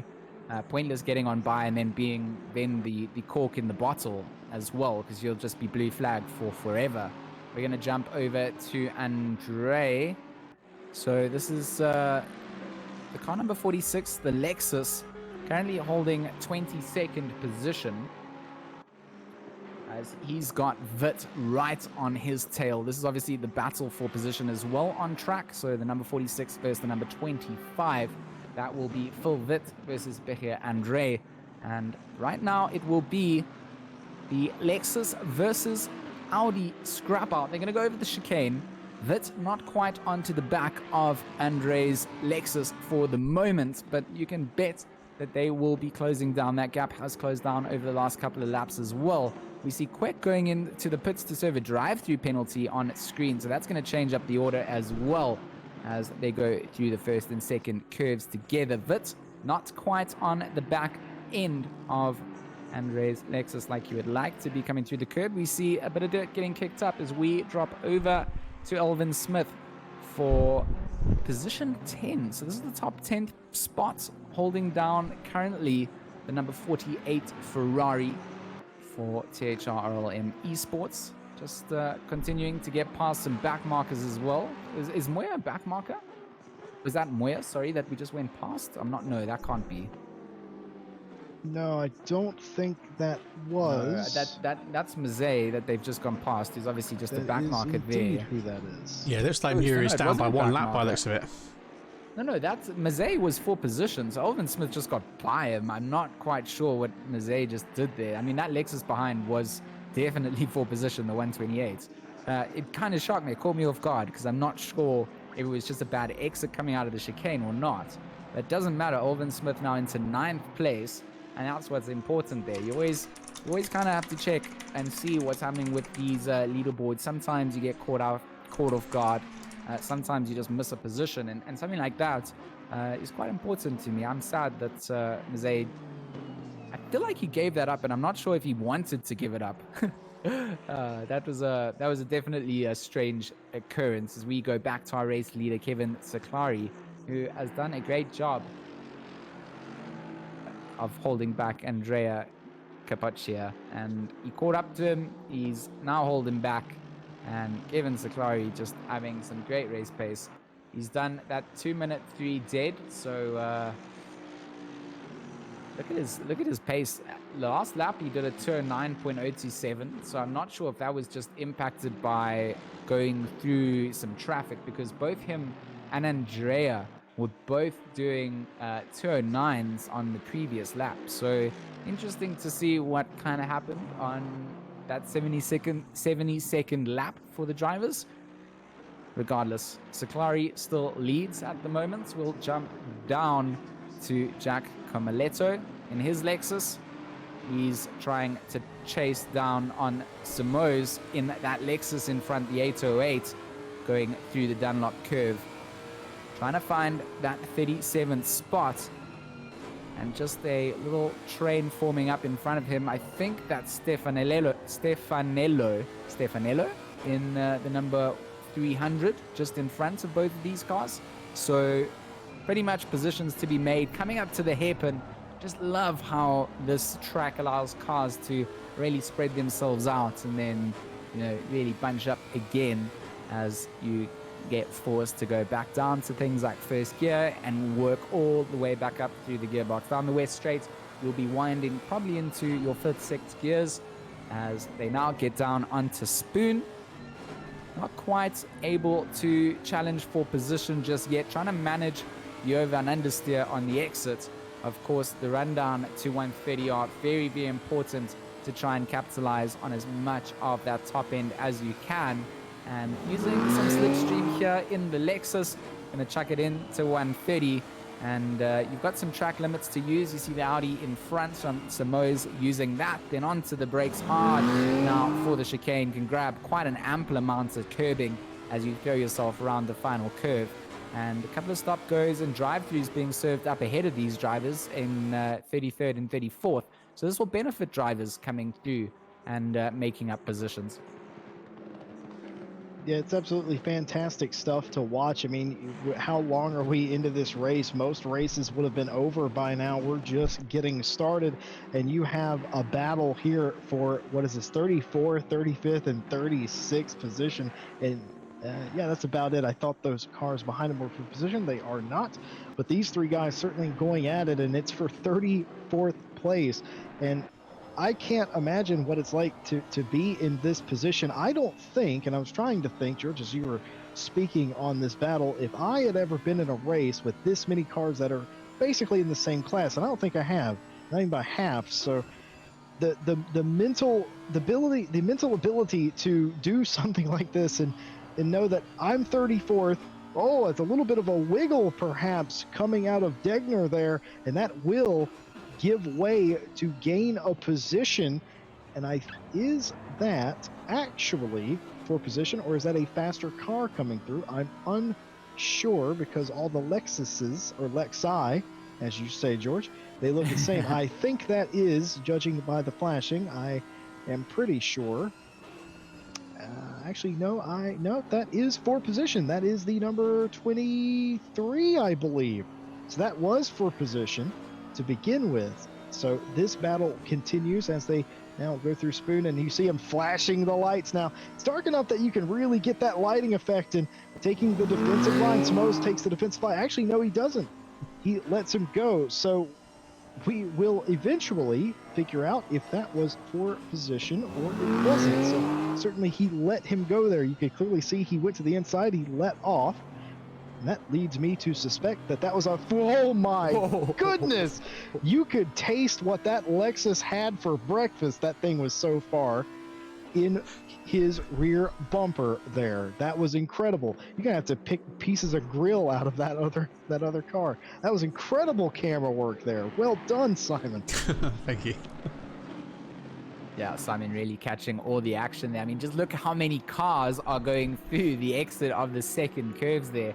I'm not even quite sure who's in this pole position at the moment. I know that Samose is in position number 35, so he's holding that down. Behind him, that Lexus that's directly behind is definitely...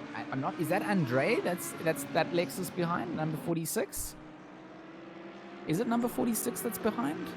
I'm trying to just make out who's trying to lap for position here. I mean, that flashing light indicates that someone feels like someone needs to yield and is holding up positions at the moment. The Mercedes up at the front of all of this, is that Stefanello?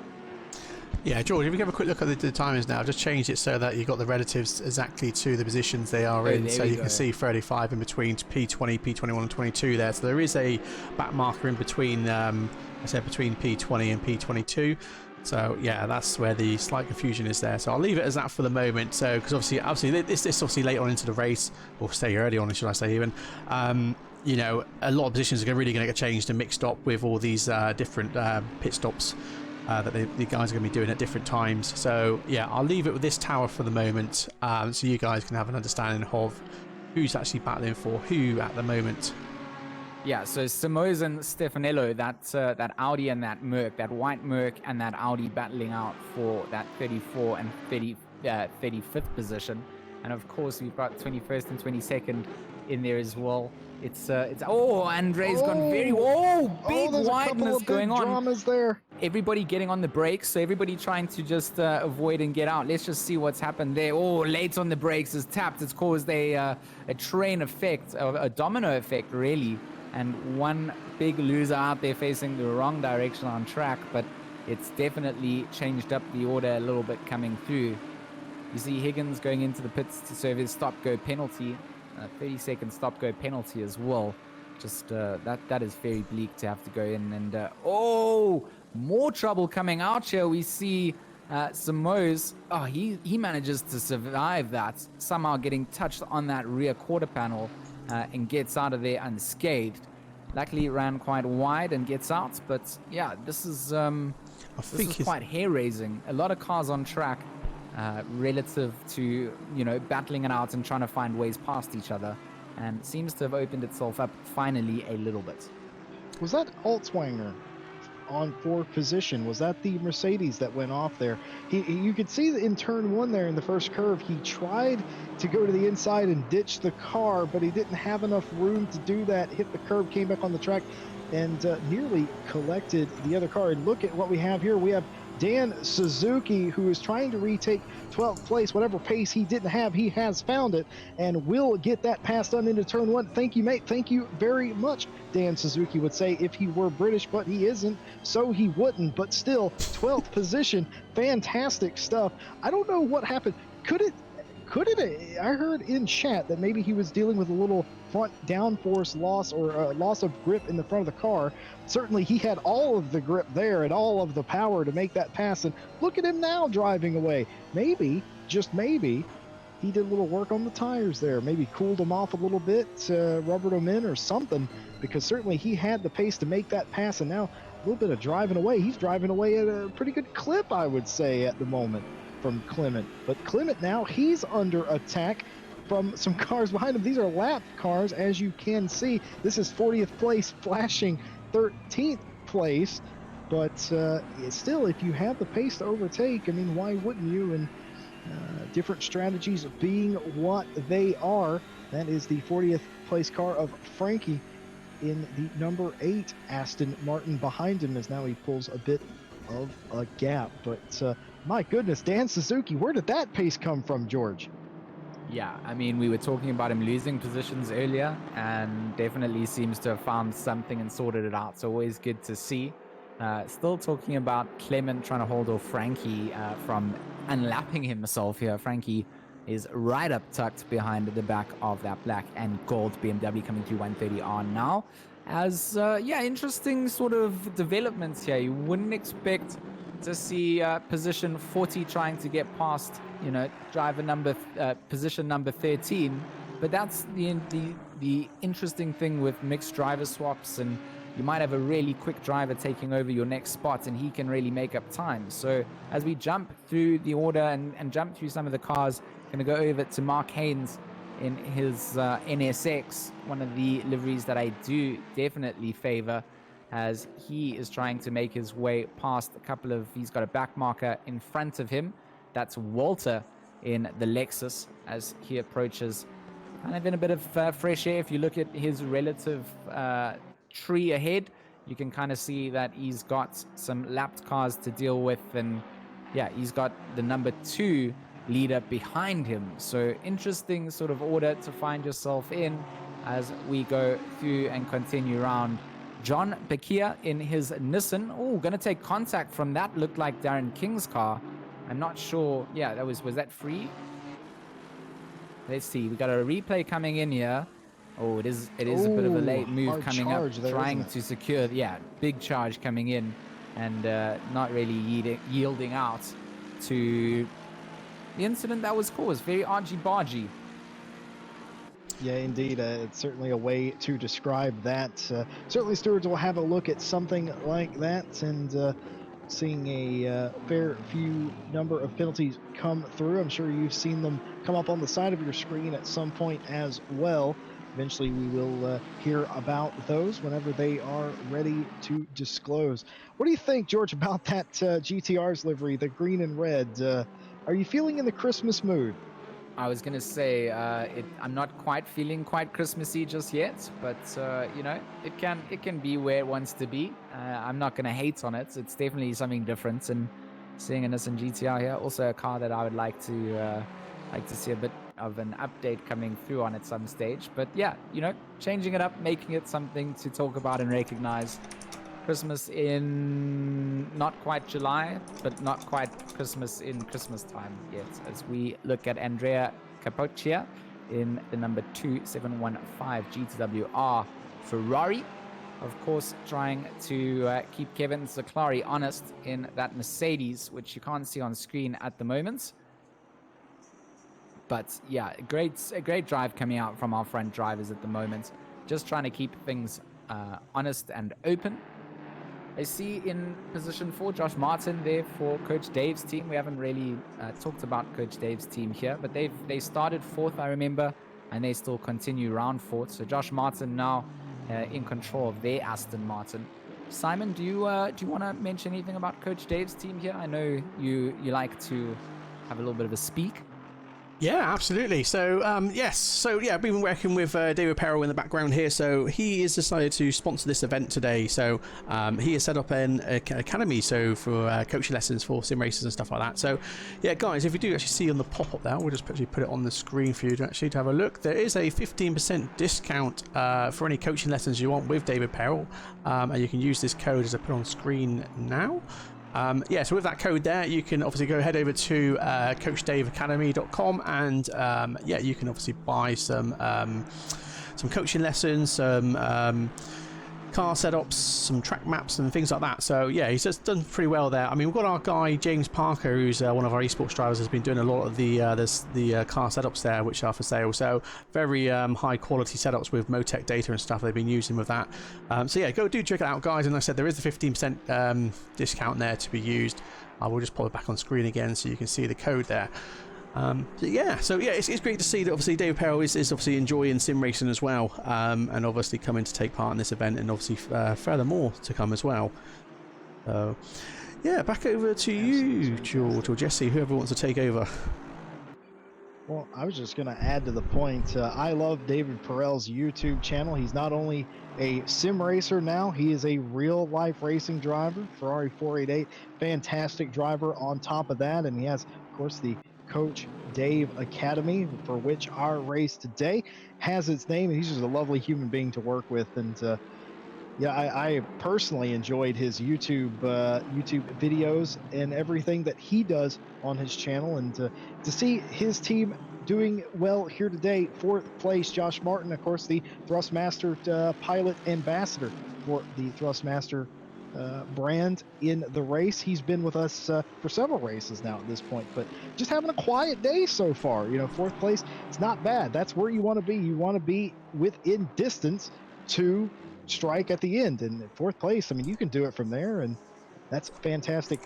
Good stint from Josh Martin in being specific. So we are looking at Kevin Siclari at the moment, who, just to update you, has about a 10-second gap, 9.5. It's coming and going depending on if they're on a slow turn or not, but it's about 10 seconds. Take my word for it. It was about 6.5 seconds a few laps ago, so obviously Siclari has the pace in that 191 Mercedes. So that's good to see that they were able to come all the way through the field, but a long way to go. George. Yes, I'm glad that you threw to me, because I actually had a question, which this is from a friend of mine. It's not for me, it's for a friend who does sim racing. He's a middle-aged sim racer, and he's asked me if Simon's discount code is only for coaching lessons, or it also is for setups as well. Yes, the whole lot. So 15% off the whole website. So yeah, I'll tell my middle-aged friend who is an average sim racer. He'll be very excited about that. I think he's going to go and spend some of his dollars on one of those setups with a discount code. I'll tell him. Excellent. Sounds very good there. So I just want to quickly point out. That was actually a back marker there. Yeah, so in about 30 minutes time, we will be changing over the comms team. So Ryan, Fabian and Nick will be preparing to take over in the next sort of 30 minutes or so. Looks like that Nissan is having a bit of a hard time, we just saw in the background. I don't know what is going on with his car. He was stopped on the chicane at one point, and then he just decided to spin out a little bit further on from there. Yeah, so yeah, we're going to change over in the next 13 minutes. So just obviously stay where you are, guys, because what will happen is when the stream goes off, literally about 10 seconds later, it'll be back on again with Ryan and that then doing the streaming and camera work for the next 3 hours, and then obviously we will be back again, myself, Jesse, and George for the final for the next 3 hours. I believe we are. I'll have to double check our schedule, but we are definitely going to be changing over back and forward and covering the full 12 hours anyway. So yeah, we will be back in the next sort of 3 hours once we finish here in the next 12 minutes. But yeah, anyway, back over to you, George. What have you experienced actually from this 3 hour so far, or almost 3 hours we've done so far of the race? What's your thoughts? To be honest, I was expecting a little bit more of some space between a lot of the drivers and the teams. I did not expect things to stay so close and for the racing to be so intense coming through. Of course, I hoped for it. I'd said to Jesse, I don't want a lax in the driving and for there to be a lull, and we haven't had that. You know, as we follow along, this is the battle for 33rd position.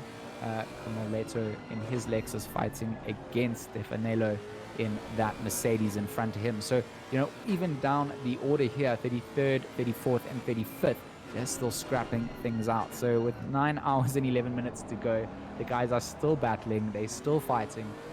And to me, that's just incredible.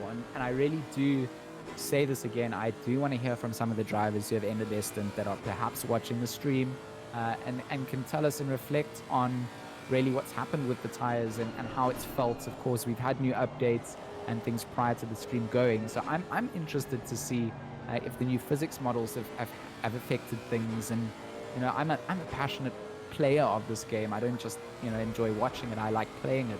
I'm no good compared to some of these professional drivers, of course. But I get the same experience. And for me, just seeing, you know, guys sitting down, dedicating this amount of time, getting into a team with other players and sitting down and dedicating time is just, to me, phenomenal. Really loving it. And yeah, I'm not sad to hand over, because I know that our next commentary team is going to enjoy the action just as much as we have, and we'll be back a little bit later and keeps things fresh and changed up. But I think that, you know, it's not even like we're handing over midway into an endurance race. It feels like the battles and stuff have just continued, and that sort of hype and energy can just continue for the next 3 hours. I'm excited. Absolutely. Yeah, I mean, you're telling me I get to sit here and I get to listen to the soothing sounds of Fabian Schmidberger, Nick, and Ryan for the next 3 hours? Sign me up, man. That's like 100%. the best thing I could possibly ask for. Yeah, I was going to say it's going to be exciting for us to, you know, kick back and get to watch the race from their perspective. I've got my notebook ready to take down some notes. You know, it's going to be fun. I love this broadcast. I love the fact that we've got multiple teams of broadcasters to do the coverage with, and for me, it's just been a fun experience. I can't wait.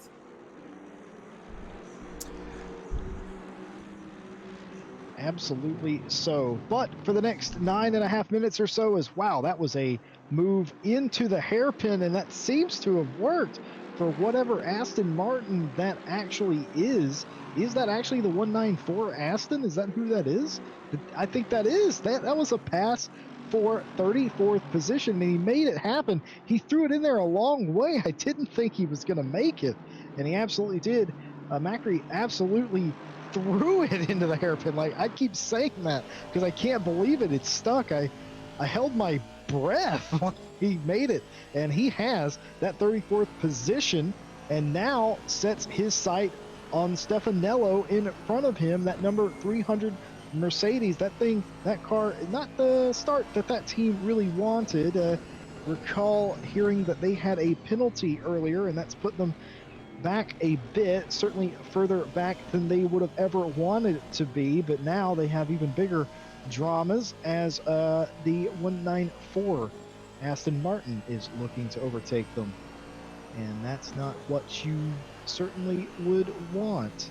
But all things considered, guys, for me, this first 3 hours has A, flown by, and B, it's been incredible to watch, because just like George said, I expected all these guys to be completely spread out and to have a lot more time. I prepared so much for this, to have things to talk about, and we barely even scratched the surface because there's so much action. Exactly what we're watching here, because there's still battles like this happening, and again, they're in a pack of 3. Actually, I'm incorrect. They're not.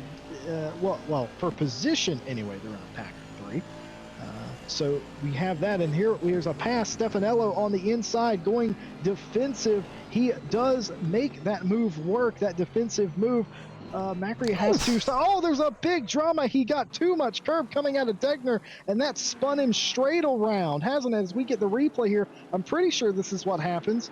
No, it was a touch. It was a touch, and all 3 cars get involved. That is not what you wanted to see, and they're still sitting on the side of the road, perhaps trying to decide if it's smart to get back around. That'd be a very difficult place to do so. So that's how quickly it can all go wrong, especially in a place where there is no room for error, George. Yeah, it's essentially the sort of version of, or the image of when you're shredding paper and suddenly your tie gets caught into the paper shredder because you're chasing down, you're hunting down positions, a sudden touch like that, and you've then cost yourself a big position. And in a team race like this, where you've got other drivers with you, there's no worse a feeling then knowing that you've now dropped down the order, stuck here, going very deep into the chicane, making a big mistake on the exit there. Let's just see how deep and late he gets onto the brakes. He does get on late, and yeah, an easy move to get done. If you're going to make mistakes like that, Kevin stuck in the BMW, getting late on the brakes as we move back over to our race leader, Kevin Saklari, who is really just loving this open air. The Mercedes here, we know it's been BOP'd, but it does not look like it seems to be affecting Kevin Saklari at the moment. So the 191 Mercedes will continue round as we reach the 9 hour and 6 minute mark remaining, as he comes down to that chicane right at the end of the circuit. So he's going to go around and start his 85th lap. 85 laps, can you believe that? So we've seen 84, we'll see the start of 85. Absolutely insane how quickly time has flown by, as the order continues to stay unchanged in the top 5. Oh, I say that. Is that Strelo's brother that you were talking about earlier? Indeed, George, it is. That is the man, the myth, the legend, the identical twin, Reg Strelo, who has climbed aboard on a routine pit stop. He has climbed aboard the number 22 LP69 performance car, and they are going to do this race by themselves. Just two brothers, two identical brothers, going to do this race all by themselves. They will somehow split the duties up, and But, this I is mean, his first bash in the car. Jesse, 5th. Strelo was like, 15th at the time, right? That was where he was fighting a couple of an hour or so ago. Yeah, that's the thing. It's like, if you're going to have a mistake, have it early, get it out of the way. We saw Steve get the car back up in there, get back up inside the top 10, and now Reg Strelo's in the car, and he's got a lot easier task in my mind. Well, it's a lot harder because he's got Josh Martin in front of him. Josh Martin is a beast of a human being in a sim rig, so that's not an easy task, but he doesn't have to pass 10 cars, so that really worked out pretty fantastic for them. Just touching on the race leader, Kevin Saklari, for a second. This is exactly what Raceline wanted in this race. Their whole goal was to win this race. So to have them up front, or to have their driver drive up front, that's exactly what that team was looking for. And we are watching the number 23 Lexus here, who is currently having a massive fight with, I think, the car in front of him. I think that is, no, this is all lap cars around him, as it turns out. It certainly seems like that. Yeah, well, I think you're 100% he is right. the lap car, I should say. I'm sorry. He's the lapped car. He is going to be moving over and making position, I suppose. Looking down at Frankie in 38th position, the number 8. So Dennis Frankie currently, he's also just trying to, every driver here at the moment is trying to just get themselves around the track safely, trying to do the best for their teams. And from first down to 49th place, or 50th place, I see on my, there's a couple of retirees, of course, but, all the cars down the field just really driving out. We're looking at Lawrence here for PCDC Motorsports. Also, just quite an iconic looking livery, that blue and white. That is fantastic. Yeah, I'm a big fan of that. And of course, got Josh Martin behind, chasing things down. So as we approach that 9 hour mark remaining, it's really, really important to note that this order up front has just been pushing the pace. They've been pushing the times. They've been doing a really, really great job of holding down the fort, as to say, of really just ensuring that everybody sees some great sim racing coming out. Indeed. This has been fantastic stuff, and don't go away, folks. This is going to be 12 hours uninterrupted. What we're talking about at the top of the hour will be just a personnel change. The pictures and everything will not be any different, so I'm just going to hand off in a few minutes to 3 other lovely gentlemen who will take you on for the next 3 hours or so into this race. And we know that it'll still be just as interesting on the track. It's not going to go anywhere as the cloudiness continues, but the threat of rain is there, but nothing on the radar at the moment. Just an update on that at top of the hour. Of course, we see a lot of jostling for position inside the top 10 and everywhere else as well. Thank you guys for tuning in on a Saturday to the Coach Dave Academy 12-hour of Suzuka. 9 hours and some change to go just after 3 p.m. sim time, and it's just getting started. This race is underway, and it's been a fantastic 3 hours, but we've still got 9 of them to go, and we look forward to bringing you all 9 of them coming up. And I can't wait to sit back with a drink and watch the next 3 hours. I am so excited. Absolutely, yeah. So just in about a minute's time, we'll be transitioning over to, like I said, the second comms team. So we will leave you shortly. In case if it does materialise here between these guys, we will stay streaming. But if nothing does materialise, then obviously we will quickly transfer over to, like I said, the comms team 2 with Ryan, Fabian, and Nick. But it looks like we might get something. I'm not sure yet. We'll stay on board with them for the moment. Oh, he might have like a run here. Christopher Leon going to go around the outside just before the chicane. Might be late on the brakes. They're going to go side by side through the chicane. Leon and Tasanoy really fighting it out, and it's going to be Tasanoy to get the drive in the Ferrari out at the end. The Audi Leon going to be forced to try and look to do it another lap later. We thought the drive was there, but great defensive moves coming out from Tasanoy in the Ferrari. Coming through the curves now on the outside, Christopher Leon trying to get the move done before we do the handover as Tasanoy still holds on. Look at the cars. Oh, you see Leon running wide, touching the dirt. That might have compromised his run coming into the S's here, but Tasanoy still survives off the attack from that Audi. There we go. Right. Is that King's teammate there? Of course, I believe that heat. Is, yes. That's true. Yeah, Right. so I'm just going to jump over quickly to the comms team 2 a second, so I'll be back shortly, guys. You carry on for a second, and we'll do the transfer over in the next sort of 30 seconds or so. All right. All right. So I think now would be a great time for us to sum. Excellent. Everything fine? We're ready. Good, good, good.